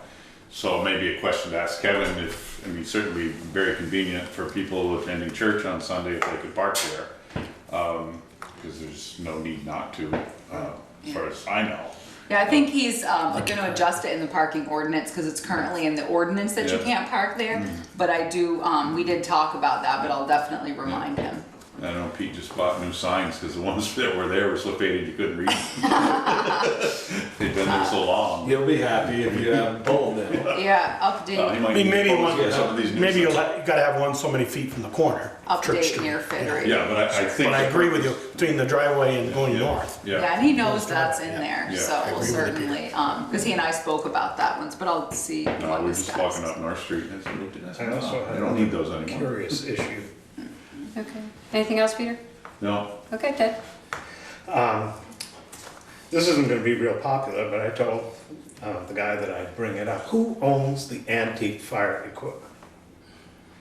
NH town? Munsell? The It depends, 36? the 36 is owned by NH Munsell, Okay, correct? what about the ladders and all the rest of that? They're all owned by the town. Town. By the The town? hose cart is owned by the town. Okay. Yeah, the And only the thing issue is- was this, that maybe NH Munsell should be renting the space in the new firehouse to store the 36 and anything else that they own. I told you it wasn't gonna be real popular. It was, I guess, when they decided to build the addition. It was- But the townsfolk are paying for it. And the equipment's owned by NH Munsell. That And it is 36 sitting is- on town-owned property. Correct. And the issue was, shouldn't NH Munsell be renting that space from the town? Well, what maybe people don't know is that NH Munsell donated a large chunk of money to the town when the new fire station was built. Over $30,000. So I think 32. About $32,000 certainly towards the building itself. Okay. And I'm just playing no, devil's no. advocate. But I was just thinking, no, that was we have probably never made it as public as we should, that they did give $32,000. We did when we designed the building and added that bay, state that that was to preserve the history of the fire department. It was more or less the antique, or Bay. the museum portion of the fire station, and that's why it was designed the way it was designed. So it's not like it was, But it was paid for Wasn't by an the afterthought. town. yeah, but they were well aware of, or if they were watching, they were aware of what that wing was being built for and what was gonna be in there. Yeah. Anything else, Ted? No? I'm not sure, but I believe when the town turned that 36 over to NH Munsell, that there was a caveat in there that it could be stored in, I don't know if it's the I don't remember that, Peter. terminology, I do but remember why it was turned over. Yeah. Because they wanted to, Sell it or something. they Because They they did what paved they the did. driveway. They paved the Oh. driveway, the trustees. NH said. Munsell paved the driveway for the truck Truck. Oh, there was at 32 North Street. Yeah. Oh, I thought there was more. I thought money or something changed hands there. I Yeah. couldn't remember. I mean, And, that was only and it may have early. been a handshake agreement, but I don't recall, it's been quite a while. Been more than 25 years because it was before I got it. Yeah, okay, well, I've been there a little longer. Okay, all right, and I don't think I have anything, so. So you ought to know. Town administrators, well, I thought I had something, but I didn't write it down, so I guess I'm not worried about it. So Therese. I just told you already, we updated 32 North Street, updated the RFP. I have not yet got a sign in the window. I will try to do that tomorrow for sale sign. Someone suggested I do that and I haven't got it done yet. The landfill certification, as I told you, that's up, and we have to put that out in the newspaper, and so we've gone through that. I wanted to let you know too, because we talked about the fire department's electric bill. Remember, we were saying it's gone up $200 already over last month, so it'll be interesting to see. I know that people had wanted to cut that budget and thought maybe we were a little off, but so at least we'll see as we get further into winter. But it has gone up $200 over last year or last month. The other thing I'm looking for today is, if you remember, when employees went to, or the majority of the employees went to direct deposit, there had been a motion made that if an employee got a paycheck, that they needed to come here, pick it up off the clock, et cetera, et cetera. Well, what I'm looking for is today is a motion to authorize the department head to pick up paychecks if the employee authorizes them to do that, because sometimes it's convenient if a department head is here paying bills and things like that for them, and the guys, you know, from the road crew or someone else want their check picked up, they can just, he can pick them up and he can deliver them to them. We didn't do that because we Yeah, were we- afraid if something happened, it got lost, something happened to them, it was a liability issue. Right. And we didn't want it coming back on them or Right. us. And so my thinking is, if the department head is willing to pick them up for that employee, then the department head is taking possession of that willingly, and they know they have to go deliver to the employee. If they decide we'll drive off and go somewhere else, then they gotta hash that out with the employee. But if the employee wants them to grab it because they happen to be here and they can pick it up and deliver it, I'm fine with that, as long as the department, you know, the department head realizes they're taking on that responsibility. But because it had been a motion specifically made that the person had to be punched out or could not be in a town vehicle, et cetera, I thought it was only right that if you were okay with it, then it would have to be another motion. But if you're not okay with it, that's fine. The employee can continue to come and get their paychecks. I think the Does the department. employees want to, like the Yes, highway or police? Yes. Want them to pick up their check? sometimes they do, yeah. You know, I think if they're. I don't have a problem with them picking them up as long as, you know, I'd like to see the employee sign something. I would say I'd give them Kevin gives the permission. permission to pick up my check until further notice. Yeah, And then- or as needed, or as As I needed. asked, or whatever. Yeah, I agree. I think that's fine, but that's, you know, and that's what I said to the department head. I said, then you're taking the responsibility, and the employee's giving it to you. So if you drive off to whatever, Burlington to see a basketball game, And you don't know, give them their check for the you know, weekend. Joe Schmo can't be upset with you because they asked, you know, Right. you guys are taking responsibility for this, but that's. That should be written in there as well. then. Yeah.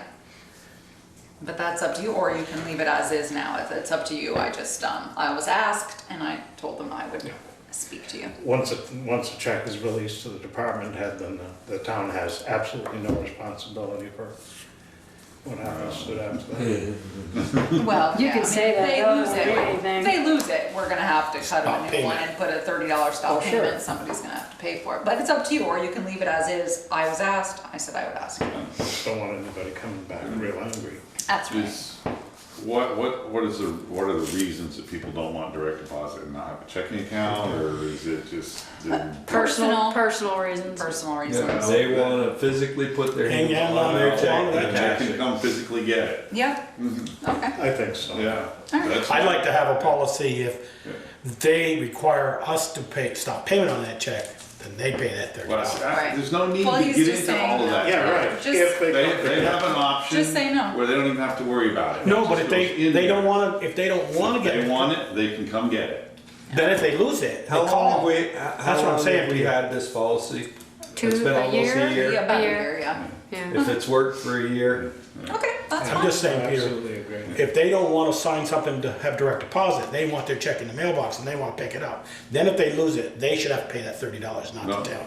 Right, no, because they've already taken possession. of it. Yeah, right. Right. Yeah. And I think. And we don't have that, Yeah. correct? I don't, not that I recall, I don't believe we have a policy on stop payment. I think it happens so rare. I don't think I've ever had to put a stop payment on a payroll check, ever. People are usually pretty good about grabbing right hold of them and either going to the bank, especially now with direct deposit. Just they come get it and they go straight to the. Yeah, you only get, I think Yeah. For cash. only 3 employees get a check. Everybody else goes direct deposit. I say leave it the way it is. Okay. Okay, then that's what we will do. Thank you very much.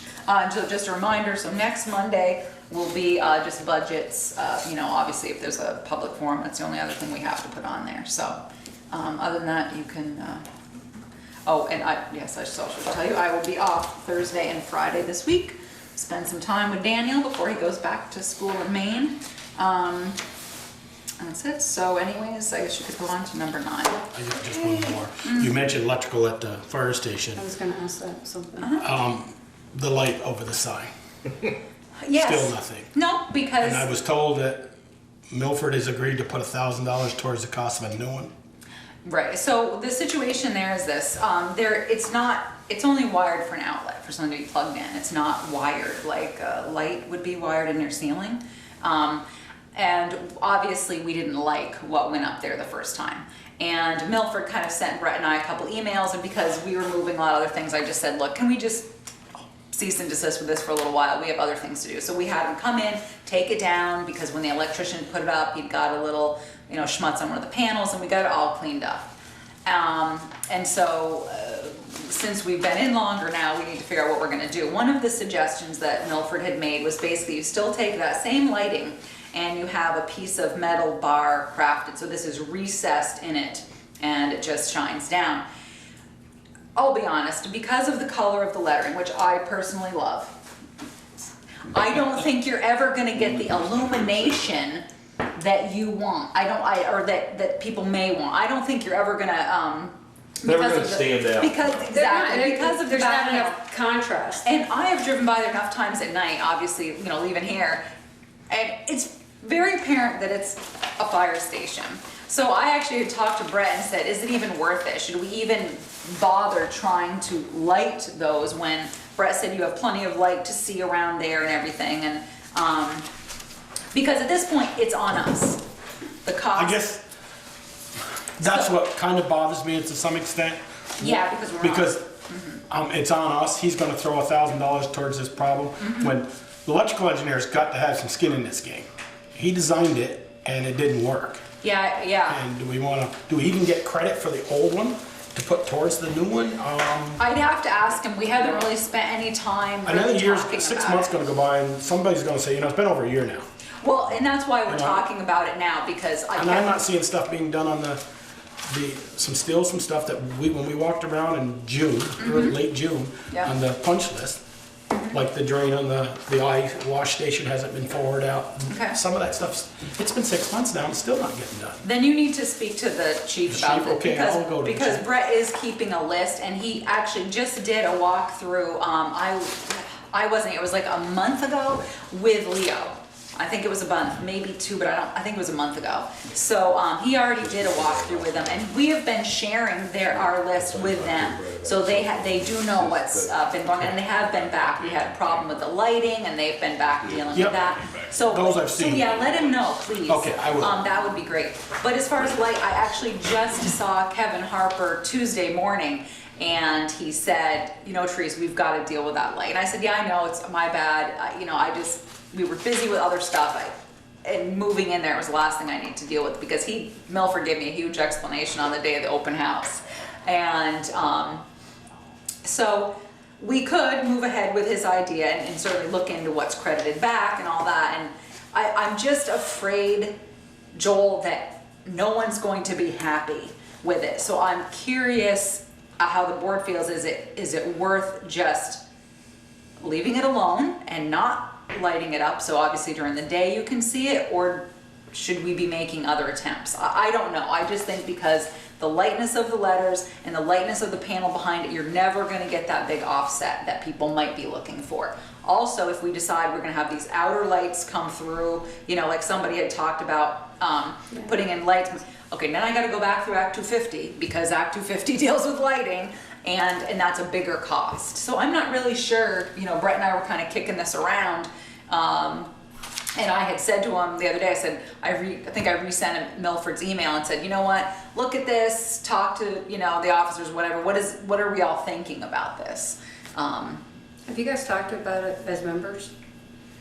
I don't remember, but I'll go back and check. But I guess, and like I said, I'm happy to pursue it. And Brett and I, it's funny that you bring it up, because last week we're like, okay, Oh, you said I spoke to him the other day about it. Yeah, so I don't know, I mean, we can do something, but I just don't think, anyone's ever gonna be happy. I don't think it's gonna do what anybody wants it to do. We can light it, but I'm not sure it'll ever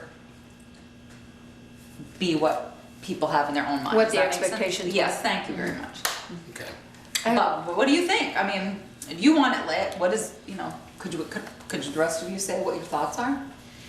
I just mind a little direction. I think I would say, what do the members think? I mean, I guess I would like to get some input from them and how they feel and what they're there, you guys, I mean, when I go by it, it's usually during the daytime or Yeah. in the morning, but. I would like to see it lit, but I'm not an expert on this, but I agree with Teresa, I don't think there's any way that you can do it, other than bringing lights out in the front and shining showing back them onto on. it. And for the cost of the Act 250, Amendment. and I'm not sure that would look very, I don't wanna see those Big lights lights sticking sticking out. out. When you go by Middlebury, see Middlebury's pier. Yeah. It goes out and it's about 10 feet, 12 feet long, it's 2 bars, it goes out maybe this far, and it's got like a metal shield, like I call it like a half a. So then it comes out, Yes, and it shines back down. shines back. It's not too It's like bulb. soffit lighting. Oh, Yes. thank you, yeah. And, So, and again, but we're not wired for this, so that's makes this cost go from this to this, because, it's wired for an outlet, it's not wired for a. Well, and maybe that's when you come back. Difficult to change. No, Yeah, that's not that's a- when you Okay. come back, yeah. All right, well, because they were telling me we'd have, depending on the lighting, obviously we gotta take panels down and Well, all that. I guess it depends what kind of wire they, Right. if they wired it with a 16 wire to put those trailer lights on, then. Well, if it's just a plug-in, it's wired, I'm guessing that just plugged into an outlet. Yeah, but it should be 12 wire that's running. Yeah, out. it's good enough wire, it's a matter of how you're gonna mount, Yeah. whatever you're gonna mount. I can't believe it's just plugged in Yeah. with And exposure. it's inside the building. Oh, all right. So it's inside the building, but yeah, so he does have a plan, which I can certainly share with you. Milford did a drawing, and he's talking about having something custom crafted with the metal so that it wouldn't shine out like that it would be down lighting, and again, I'm like, it's hard to know what it's gonna look like, and you're gonna pay for it, and then, but what's your opinion? I'm not in favor of the town spending any more money to put lights up there. I mean, I have to kind of agree with Joel that I think it's on them. Right, yeah, I I think agree it's with on that, them. but I don't think that we, as a But we also have to tell them what we want. Yeah. Well, right. Yeah. Yes, true, but what are your thoughts, Ted? Do you care either way if it's lit up? I don't care either way. It's obviously a fire station, Yeah. regardless Yeah. of what time of day. And I if you go. don't know you're in Bristol, you're really in trouble. Yeah, I said that myself. So I'll reach Check back the out with GPS. Brett and talk to him again about it, and then revisit the issue so I can have some more information for you next time. Because I went through this too, Joel, and they explained it to me about how, but I have to go back and look. It's been a little while because we were just Okay. moving in, and the leak of the roof and other things that had come up at the So time. I do have a question about the electricity and peaker, you might, the washer dryer that you have, Washer, you have the extractor, does that that's electrical? So how often are they using, because I know now they're washing the equipment probably more often than what they would have. The gear, yes. The gear, right. Yeah, there's a scheduled, Eric has actually set up a schedule for that. But after we came back from Lincoln 2 weeks ago, Everybody had to, so that's what I wonder, What kind of gear? that may depend, electricity, how much yeah. Yep, how yeah. much that's used, And okay. it'll be interesting to see how it does, as we get colder weather, it's just a big unknown for us. Okay, all right, number 9, executive session regarding employment and evaluation of public officers. Did What's Ted's anybody opinion? else read this? Yes. I did. Huh? What a great article it was about Dylan Rule. Yes, yes. Yes, I it have- was, you're right. Yeah. I always wondered, well, something comes up, what do? We trot ourselves out to VLCT, to find out what we should be doing, who's running this town, Yeah. Well, And it turns out that where Dylan Rule I haven't got the controls it. Usually I only read this thing if I have trouble sleeping. After we- We are not a after we do the home rule motion. state. Yeah, it was interesting. I Yes, it thought it was a was. great I just want to article. say one I do thing to too. you guys, going to the new year. From my observation, all the years I've been here, this has been the best board, I feel, as far as cooperation and trying to get stuff done. And I think it should continue the way it is, and you guys are doing a good job. Thank you. I don't think anybody has a real personal agenda, you let that man go fast. No. And you're coming along good. I do my best. Buy that tape? Happy New Year. See you, Jim. But I agree with Can I read that. I that? thought it was Can I very read good. that? I haven't read mine. I thought it was Oh, good. it's quite a lengthy article. Yeah. Yeah. I'd make you a photocopy, but the copier's in the vault because we had the floor stamp. But you hush it, it's So I good. get this on, I used That to get comes this in on email. really, No, it comes in email, and I don't, Yeah. and my email now, I can't take any outside Well, stuff. I've signed up twice to get it on email and still get it hard copy. I don't get a hard copy, I all don't I get get a is hard email. copy. And, Okay, all right, somebody wanna do the motion? You want me to read it? Yes, please. Okay, motion to enter executive session regarding the employment and evaluation of public officers and employees per 1 BSA subsection 313, section A3. Somebody second? Second. All those in favor? Aye. Any opposed? Motion carried, we're in an executive session.